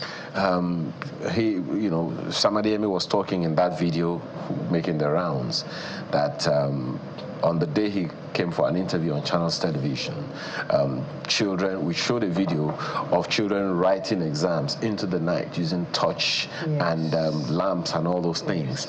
And he's saying, look, we have already laid the foundation for what we're going to see in about 30 years from now. And that if that is what those children are seeing, then that's what they're going to produce in 20, 30 years. How do we avert that kind of outcome through this conference? Thank you very much. Exactly what you have mentioned, leadership with empathy. For you to be empathetic, you must put yourself in the position of the led. So, if you are leading the people, you are leading, for instance, Nigeria, you are leading Nigerians, both young and old. You must put yourself in their position that as they are trying to come up, are you giving them the best advice? What you would desire for yourself, you should also transmit it to others. If you want a better society, if you want a society that is literate enough to be able to perform globally, compete globally, then for those young children, you must provide the necessary tools for them to study in a very good environment. So that is where leadership with empathy comes in. That when you are governing people, the ones that you are governing must feel your impact as a transformation in their lives, a reorientation in their lives towards competing globally, generally. Okay. So basically, that's the way it is.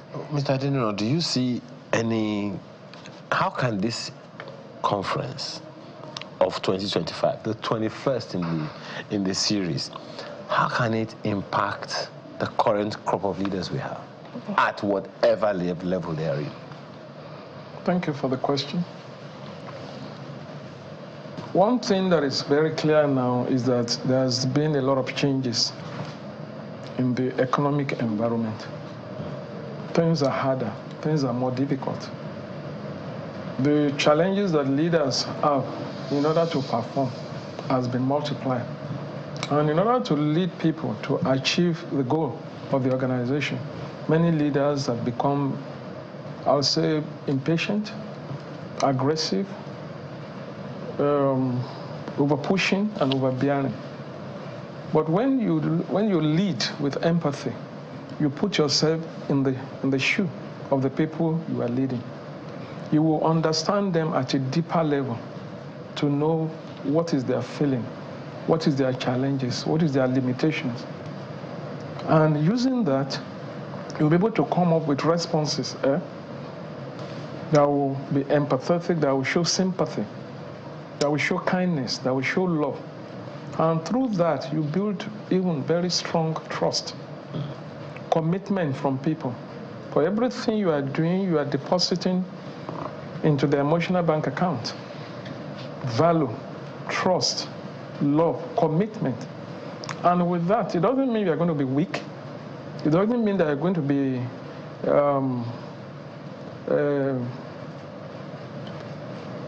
over-lenient in your approach.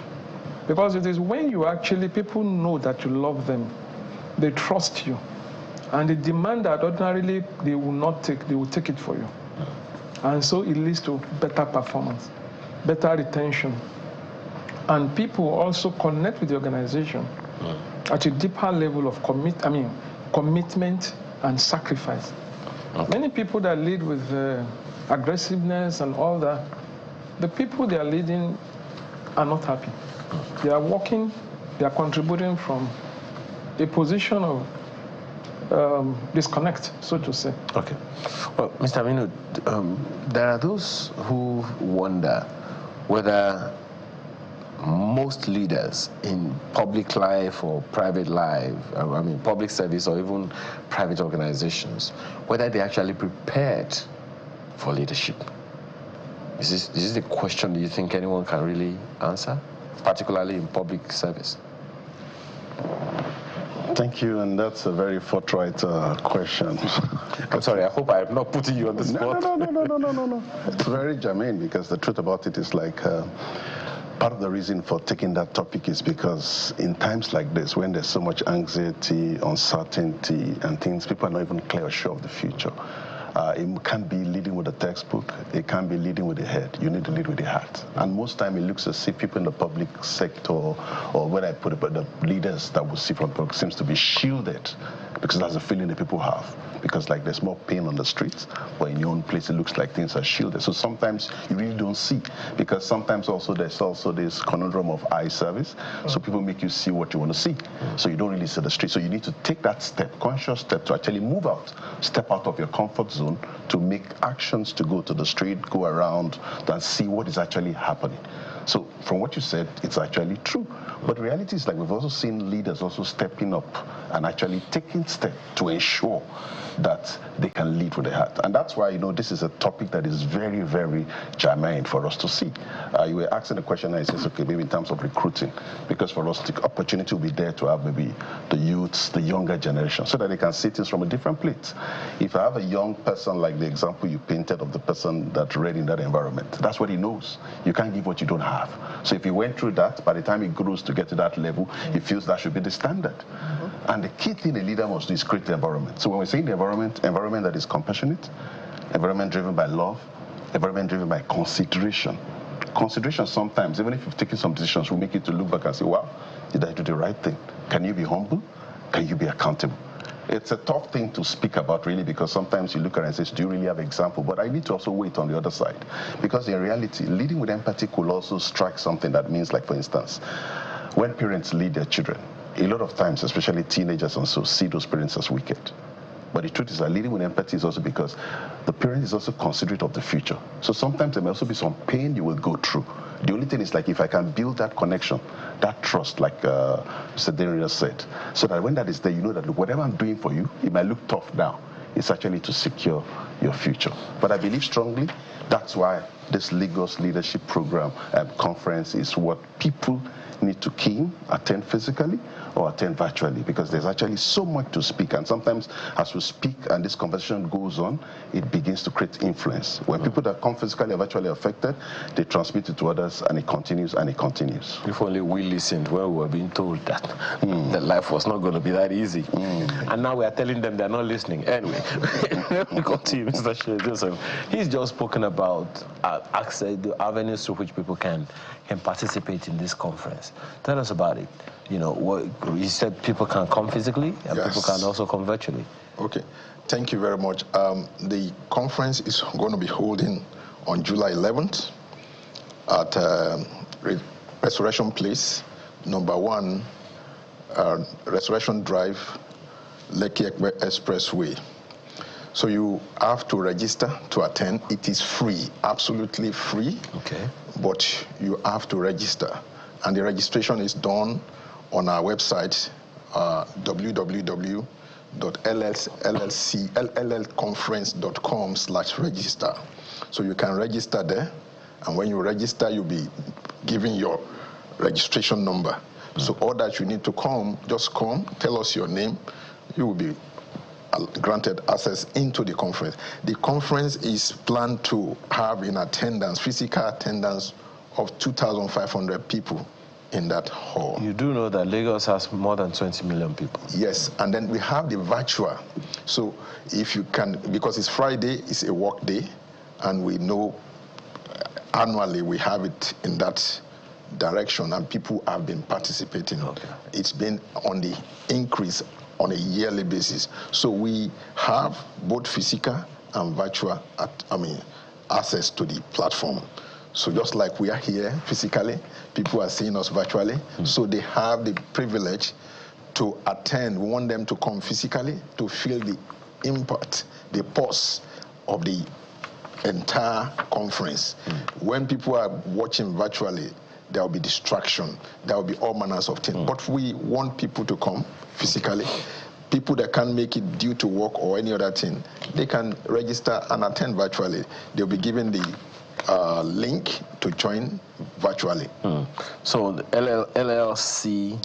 llconference.com/reg/register. Yes. That's how they register. Yes. But madam, let's call out as many, particularly young women and other young people. Why must they attend this conference? Thank you very much. It's very important for young, not only women, young men, young women to be part of that program. Why? Because the topic is key at a time like this. We've had other topics in the past, leading with integrity, so many other topics that are tailored towards building leaders. But we have discovered that at a time like this, we need empathy to enable everybody to know that we have to work as a team for the development of our homes, for the development of our businesses, for the development of our offices, and even the environment, the country itself. We need to understand that women in particular, we women, we are the backbone. We are the backbone. Even that's the way God created us. We are helpers. So women are very critical in family development, in child development. So when women, young ones come, they understand that it is not, you have to be able to understand, you have to be able to listen to people. You have to be able to listen, understand the challenges people are going through to be able to make impact. All this will be discussed critically at that meeting. You will discover when they come, they will find people who have succeeded in leading in conglomerates. They will share their experiences, and so it's an opportunity for them to look inwards, look at ways of improving themselves, because they want to impact the society, they want to impact their families and their homes. So I think it's something very key. Well, we should look forward to it. Well, Mr. Adeniro, you are the money man, so why must any organization sponsor this? Nobody wants to challenge the people who collect tax from them. Okay. Why should the organizations sponsor this? Number one thing we have seen over the years is that increasingly organizations have been sponsoring this program. And one thing it tells me is that they are getting a lot of benefits and values from it. The people that sponsor the program, what they are saying is that we identify with your values and your vision, and we want to be part of it. Another area that they also should sponsor is because it also rubs off on their own brand. When they say, show me your friends and we'll know the kind of person you are. When you sponsor such program, you are communicating that, oh, I believe in empathy. I believe in empathy in the workplace, in the home place, and in government. And also, even during the program, the crowd, the kind of participants that come for this program, they are the customers of this client. From there, from the program, from the conference, they can even get patronage. Okay. Well, they can get business. Yeah. what do I expect? Of course, you are director in charge of corporate sponsorship. You have to find a way at the venue, for example, people who sponsor, they have opportunities to display their products with staff there attending to people. With the money you probably have even used to sponsor, you make many more than that from patronage that we get at the conference. Okay. Well, the website, and I'm sure that's one of your mobilization platforms, is llcconference.com. Okay, that's it right there. Yeah. 6 days, 5 hours to go. Yes. Interesting countdown. You just have to put the minutes and seconds. Anyway, tell us what other people groups or bodies. Okay, so that's how people can participate. There's a participation form that is right there on the screen. How can we, do you think there's a way to mobilize organizations? Is this conference something that companies can use as one of their training tools, leadership training tools for you? That's very spot on. That's actually part of the plan, because it's actually open to not just the public, the corporates, the companies. So for instance, look, it's an opportunity to also expose your people, your staff, to actually learn. And it covers across, not only, I was talking about young people, then even the old people, because we keep learning. Someone said the day you stop learning, then you actually get dead. And also even the younger ones, because we're even looking at opportunities to even open it, and it's open to have people from secondary school, because there's also opportunity to catch them young. Because when they're exposed at that early level, then they can begin to understand. Because sometimes, the vibes they get on the street, on Twitter, on social media, drive some of those, so that they can see that, look, these things, and then they meet with real people that could be role models. And then beyond that, we also have this on all the social media channels. That's on Facebook, on Twitter, we've got channels, and we're also pushing, and during that conference, that will also be pushed. And I think that's also something that's also very table for the corporate sponsors to know that the audience is not just the physical audience. The audience will actually go. And the truth is, like, I imagine the 10x or so numbers that they can have in terms of showcasing their products to the world. So it's open to everyone. It's free, but you need to, register so that we can actually give account. Okay. Well, Mr. Joseph, you will have to have the last say as the Don, so to speak. Thank you. So this is an annual event. And what are the takeaways that you can sell to anyone watching us right now? Okay. The key thing that I will sell and to say here is that leading with empathy is basically a key concept that is apt and to the soul of what is happening in our society today. So we want to build people. From secondary school, I just mentioned, we are having over 200 students with their uniform in attendance, learning leadership and leading with empathy. We have corporates that have registered. So what they are going to be taking away is the fact that, one, leading with empathy is actually you showing compassion, care, giving hope, and without losing the overall objective of any organization or a nation. Okay. So we are just saying, give hope to the led and continue to drive your objectives and goals. Absolutely. Without leaving people dying, leaving people wandering away, and also trying to use this as a way of filling the gap of this jackpine. Okay, all right. Thank you. Well, I wish you could continue. Thank you so much for your time this morning. Mr. Shina Joseph is the Director General of the Organizing Committee, along with Mrs. Fola Shade Onanuga, who is Deputy Director General. We've also had Mr. Ademola Adeniro, who is Director of Corporate Sponsorship, as well as Mr. Femi Amino, Director of Publicity and Mobilization. Ladies and gentlemen, thank you so much for your time this morning. Thank you very much. Thank you so much for having us. When we return, let's talk to parents about those young people that are supposed to attend this conference. That's after we return.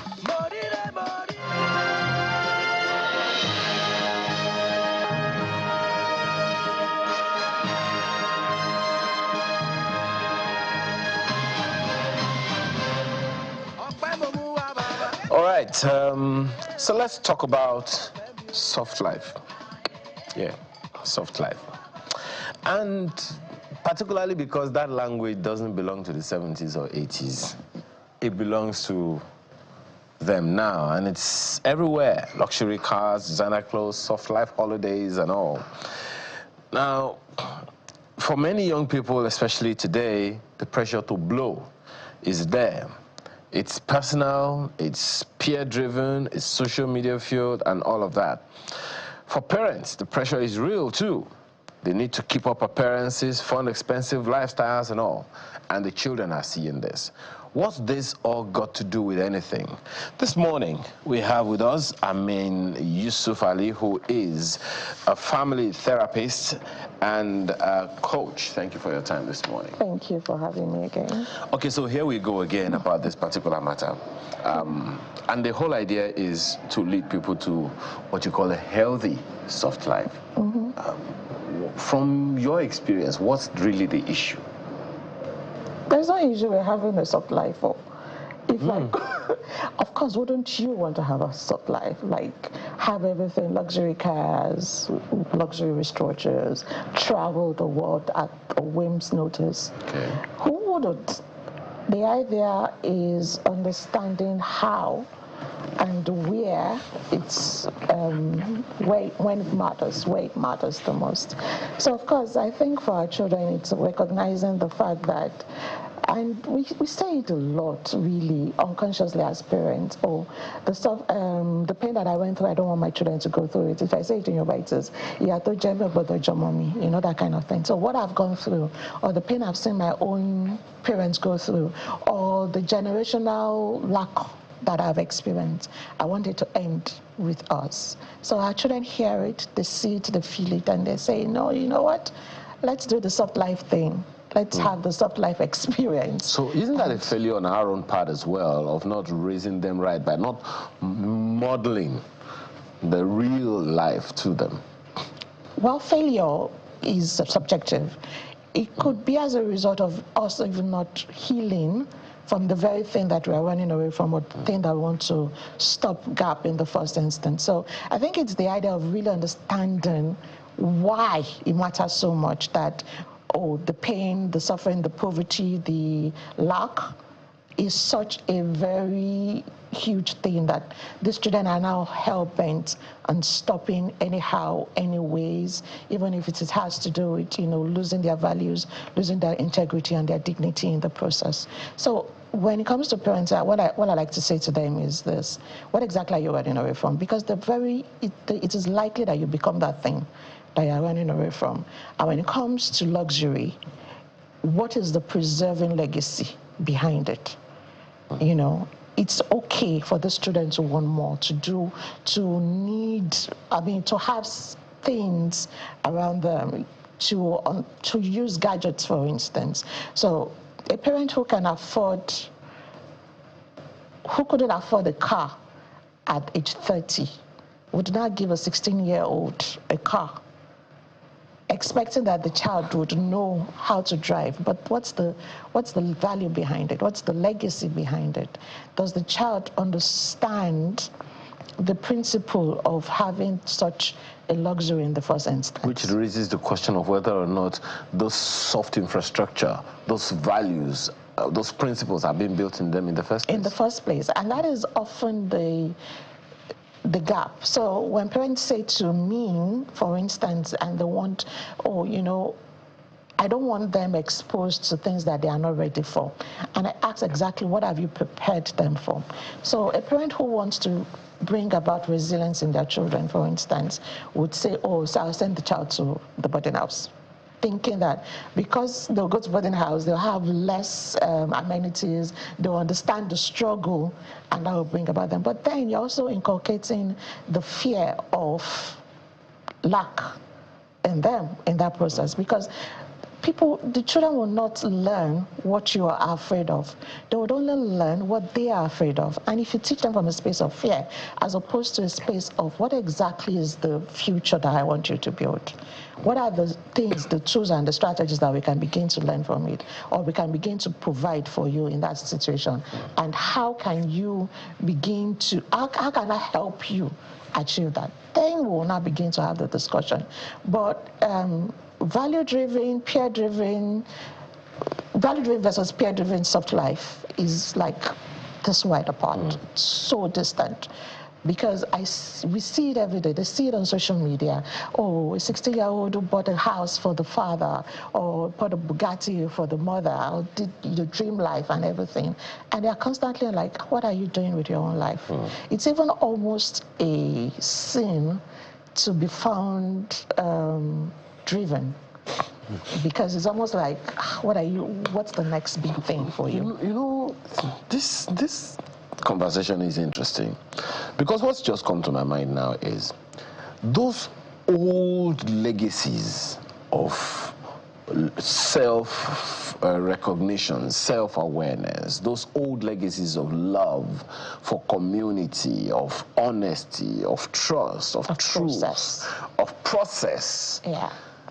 They are as old as time, and they are still as valid as now, because if you abandon someone, you leave the person all the luxury and everything, and the person will still feel lonely.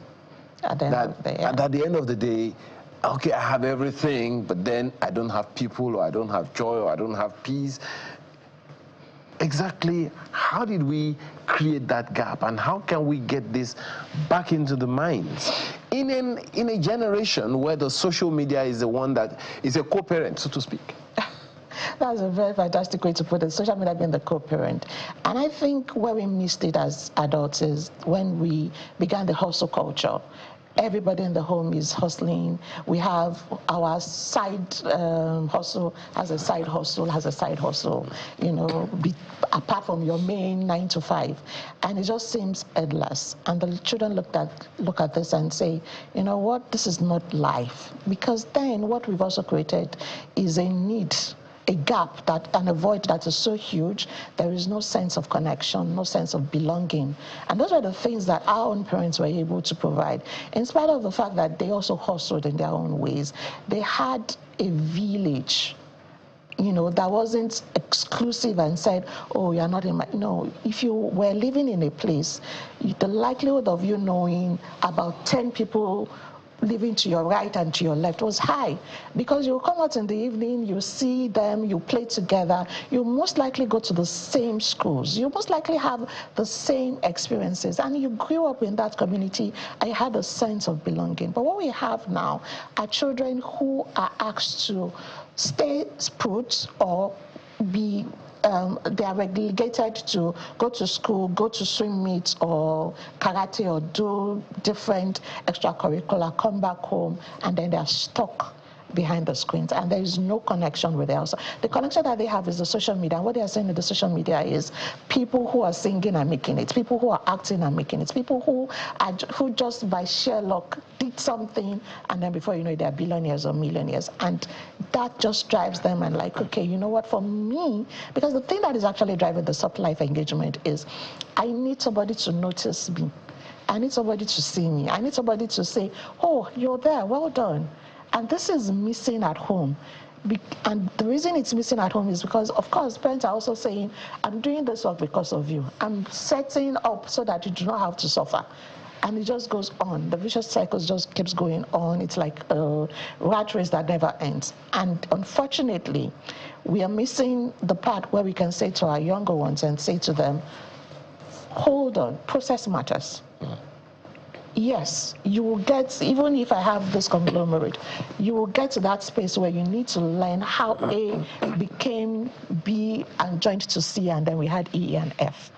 We're just saying to them, you know what, go to school, study hard, and everything, and all the doors would open. But it doesn't for them. And they're looking for ways, the shortcuts, so that they can get to the end faster. So when we get to the end, what then happens? That loneliness that you mentioned shows up. And there's no way about it. There's no way around it. The very thing that we are running away from is the very thing that we are co-creating in the society. Madam, let's talk solutions. And here's what I mean. The parent who has the means to provide for the kid has provided for the kid. Now the parent needs to remain relevant.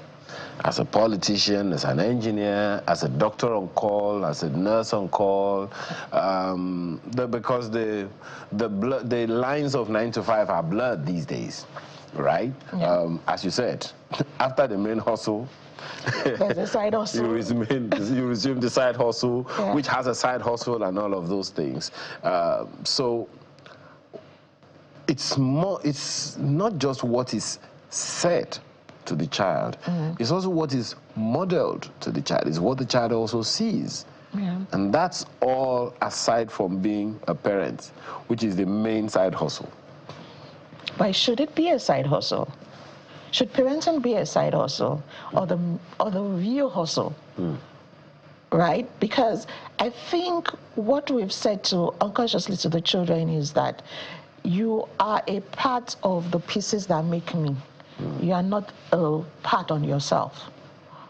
So you look at it, you have the house, you have the wife, you have the spouse, you have the children, you have the cars, and it's just like they're just jigsaws fitting together to make a picture that benefits you. But isn't that what the society says? How many children do you have? Oh, I have X number. Oh, she doesn't have children, and then you have and then you're cut down. Yes. And that is the thing. Children have not become like accessories to what make our lives look nice, really. And we're even beginning to say, okay, well, maybe they don't even need to exist anyway. But that's the rhythm, that's the song that they keep hearing. So if I need to matter, just like you as a parent matters, then I need to show the world that I'm doing something fantastic or fantabulous, and the world would praise me, no matter the cost. And the cost is this: the dignity of the human, the integrity of the society. And this is what we are reeling from right now. Now, in terms of solutions, I think what we need to begin to ask ourselves, even before you get married, why? What kind of home do you want to build? What is the legacy that you are coming from that you're not going to be pushing forward? Because that would inform how you manage your time, how you prioritize your family, and how you engage with the society. We are continuously raising children whose sense of belonging is devoted to the number of likes they have on Instagram and the number of shows or stories that they can post in a day. Meanwhile, at the end of the day, when the lights are off, they can barely stand themselves. And that is where I would say our failures as adults, as the older generation, as the parents who are supposed to be raising these children are showing up. We need to begin to put down our phones when it is time for dinner, and to ask the question, how are you feeling?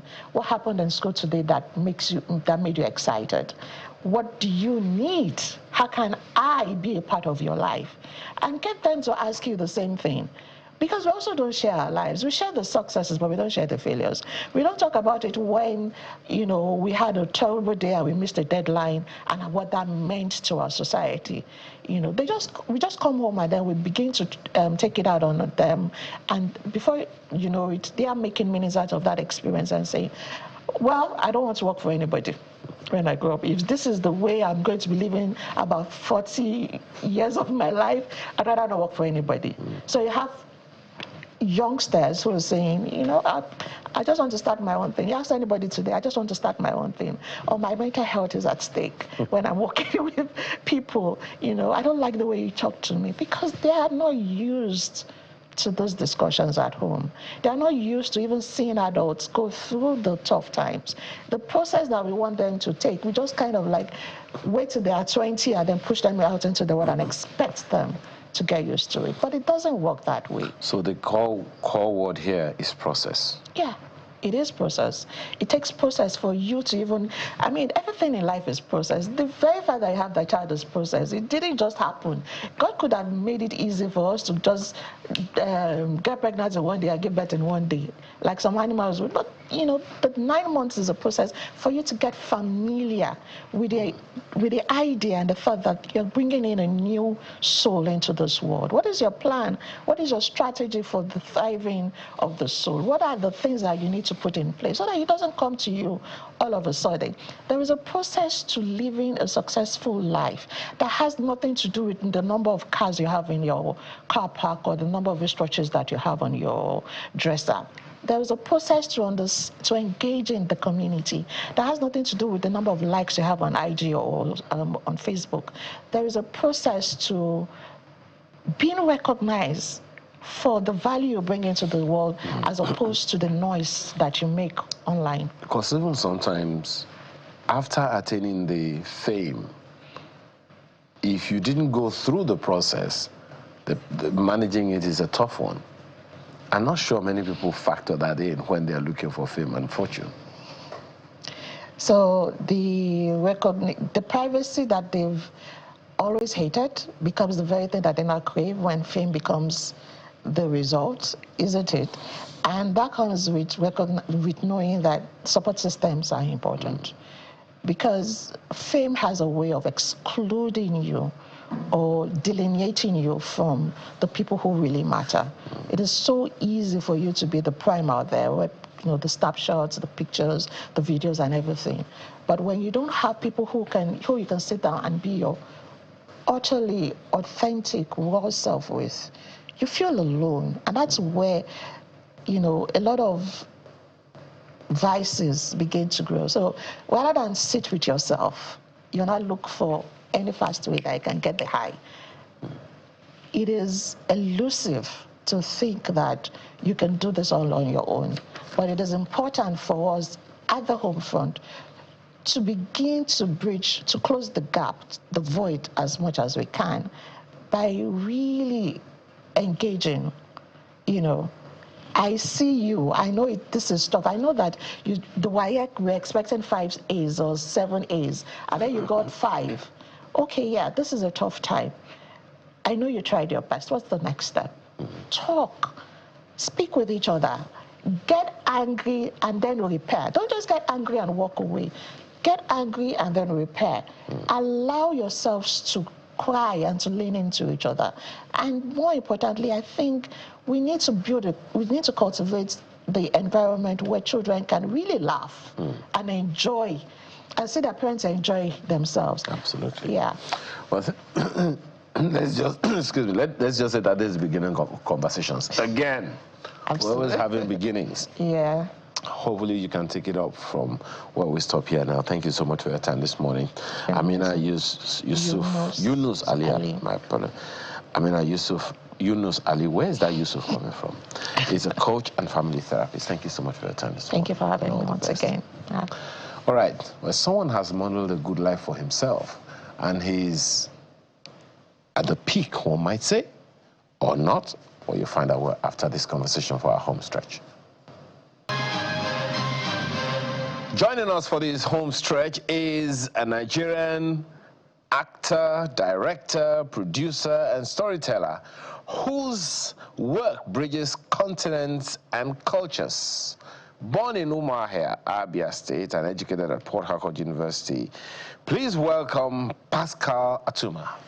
Thank you very much, my brother. How are you? I'm well. How are you? I'm doing very well. You look fresh. See who is talking. And see every look. Look at it. Look at it to him. Yeah, by God's grace, I look good. But you're looking good. Thank you very much for inviting me. I'm happy to be here. Oh, great. Well, my research says you are a Nigerian Canadian actor. Yes, sir. But you don't look Canadian, no, in this very Nigerian. You know, I represent Nigeria. Anywhere. Anywhere in the world. And I represent Government College Umuahia. I represent Ikwano Umuahia local government. I represent Abia State. I represent the culture, African culture. So it doesn't matter how many years I've lived overseas. Actually, this is my 30th year overseas. Wow. But what you see is what you get. This is who I am. It's good to have you here. Thank you. This, first of all, let me talk about this imported wives. Wives, yeah. Where did that idea come from? Okay, you see, this we made a movie 20-something years ago, my brother and I, my brother Oscar. Okay. We did a movie called My American Nurse. And it became a hit that time, and the Sanger Entertainment New York paid us to make the second one called My American Nurse 2. So many years down the road, the issue we thought we addressed with American Nurse kept reoccurring, to the point that the UK government, UK police, put out a memo that the Nigerian women should stop calling them to pick up their husbands. So, and it was becoming an epidemic, both in US, Canada, Australia, where there was so much happening with people, Africans coming back to Africa to marry, and the marriage would end up, someone will end up dying, either the husband or the wife. So it was becoming a serious epidemic, and every time I travel, my fans would say, where's American Nurse 3? Where's American Nurse 3? So it was, but after that police issuing that communique in London, in UK, and it became viral, I said, you know, my brother and I had a discussion. I said, it's time to do another movie about this. So a friend of mine in Maryland called George Carlo, so he said, oh, Pascal, I can work with American Nurse 1 and 2 and put a script together, because I used to write those scripts. But now, you know, I'm into football business too. Okay. I'm a FIFA license agent. Oh, wow. Yeah, so because of the football, balancing the football with the film, I don't really have the time to write. So he wrote the first draft. So when he wrote the first draft, so we had a series of discussions, and we said, you know what, we're not going to call it American Nurse 3 Reloaded. We said, let's make it a brand new film. Then we'll call it Imported Wives. And also, our target audience, our target is the global audience. Because the issue is not only happening to Africans. It's happening with Chinese. It's happening with Indians. It's happening with the Caribbeans. So it's not only peculiar to Africans. So we wanted to make a film that would be universally accepted, and then tell a story that even if you're Chinese, India, when you watch, you can relate to it. So that's where the movie came about. And what kind of, tell us what kind of support you got getting this done, and what are the objectives you hope that this would address that the previous titles were not able to address? I wanted a film that would serve as a mirror to especially African parents. Because if you look at I listened to your last guest talking about soft life. Most of the people, younger generation, the Nigeria we grew up in is different from the Nigeria today. The Nigeria we grew up in had norms and values, had culture, had family values. This Nigeria, present Nigeria, it's like we have lost it. So you can imagine a young girl who is 21 years old, a student, building a house for the parents. But you're a student, and the parents will accept it. Do you understand? Whereas those days, if you're 21 and you're a student, you still go back to your parents for money. But now it's the other way around. A young girl of 19 buying a brand new car for the mom, and the mom is in the church praising God for the wonders God has done. What does your daughter do? So most of these young girls, they have established relationships here in Africa. But once they see someone come from overseas, they see it as a means of liberation, financial liberation. They see it as a means of migration. So love is thrown out of the way. The young boyfriend or the young boyfriend is told by the parents, don't cross this compound, this gate again. They go and marry this stranger. But they don't know who the stranger is. The only reason, the reasons for marrying is just migration and poverty elevation.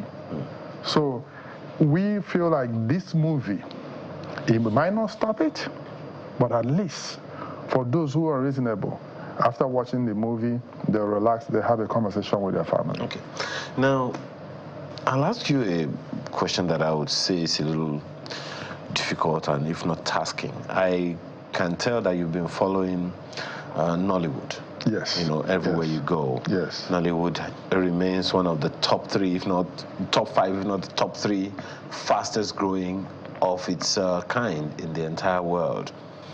Now, I have 20-something-year-olds who say to me that I watched a movie and this and this and these are the things that I learned from the movie. And that gave me some kind of, okay, there's some hope somewhere.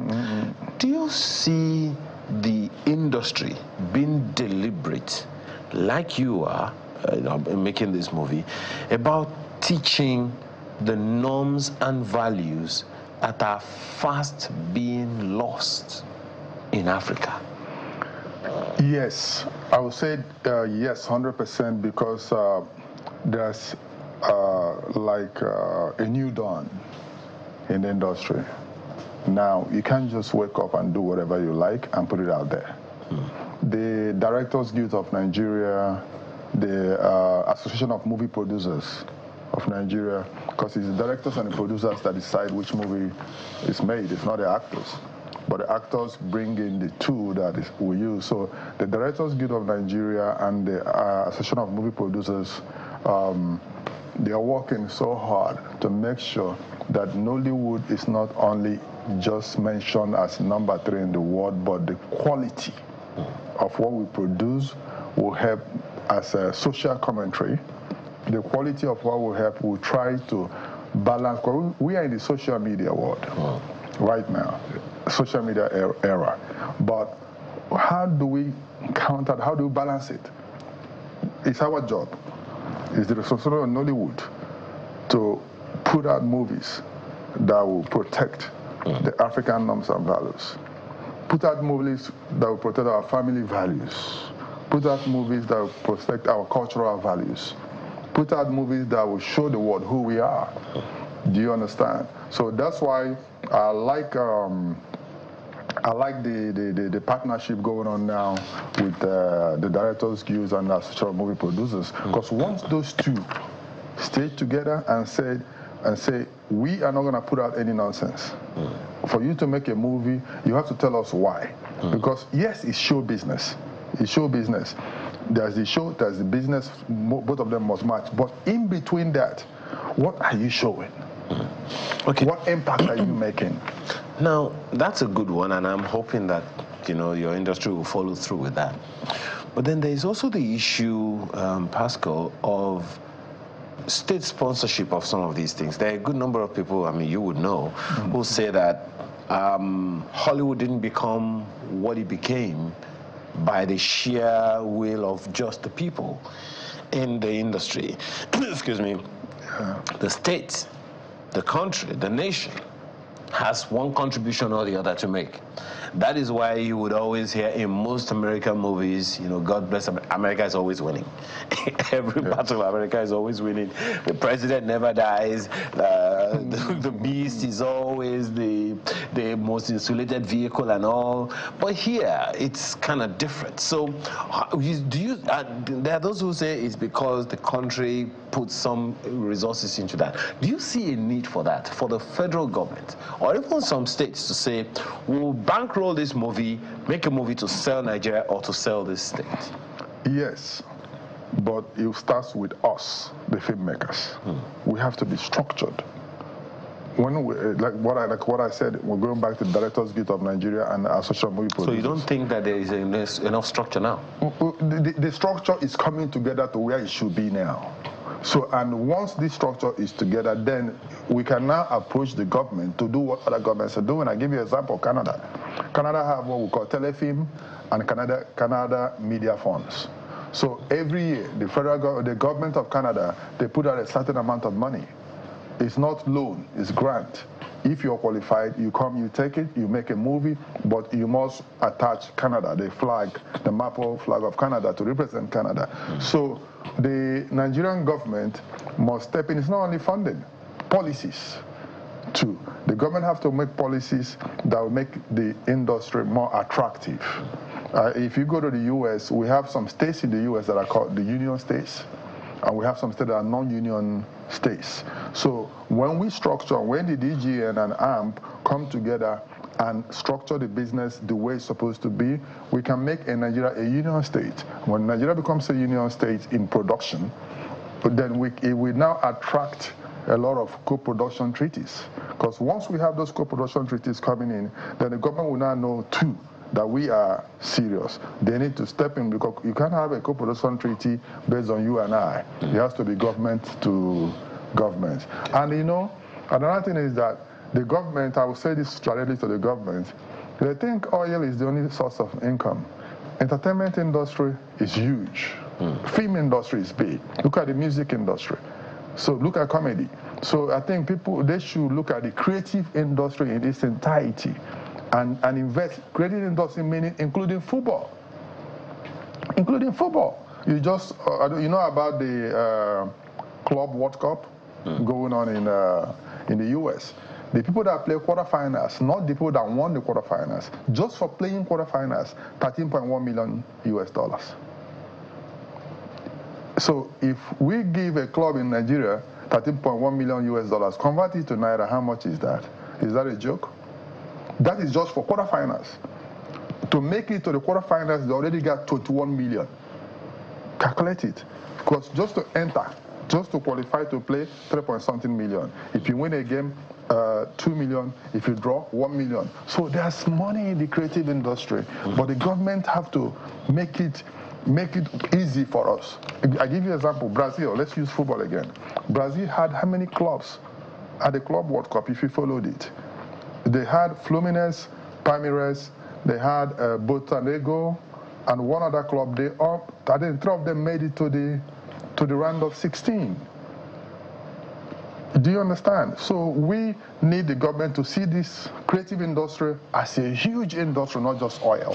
Well, what one can only hope is that the government not only sees it, but actually makes the appropriate investments and helps structure it and sustain it. They have to believe in it. See, if you believe in it, you invest in it. But the thing I need them to understand is that the way, same attention they're paying to the oil industry, they need to also pay to the creative industry.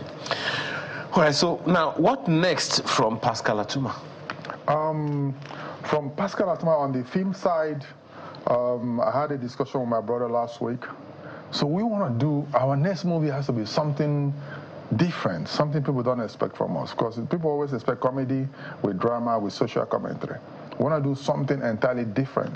But our company, the Atuma Brothers International Company, Tabik, so, you know, we have football club too, Tabik Football Club.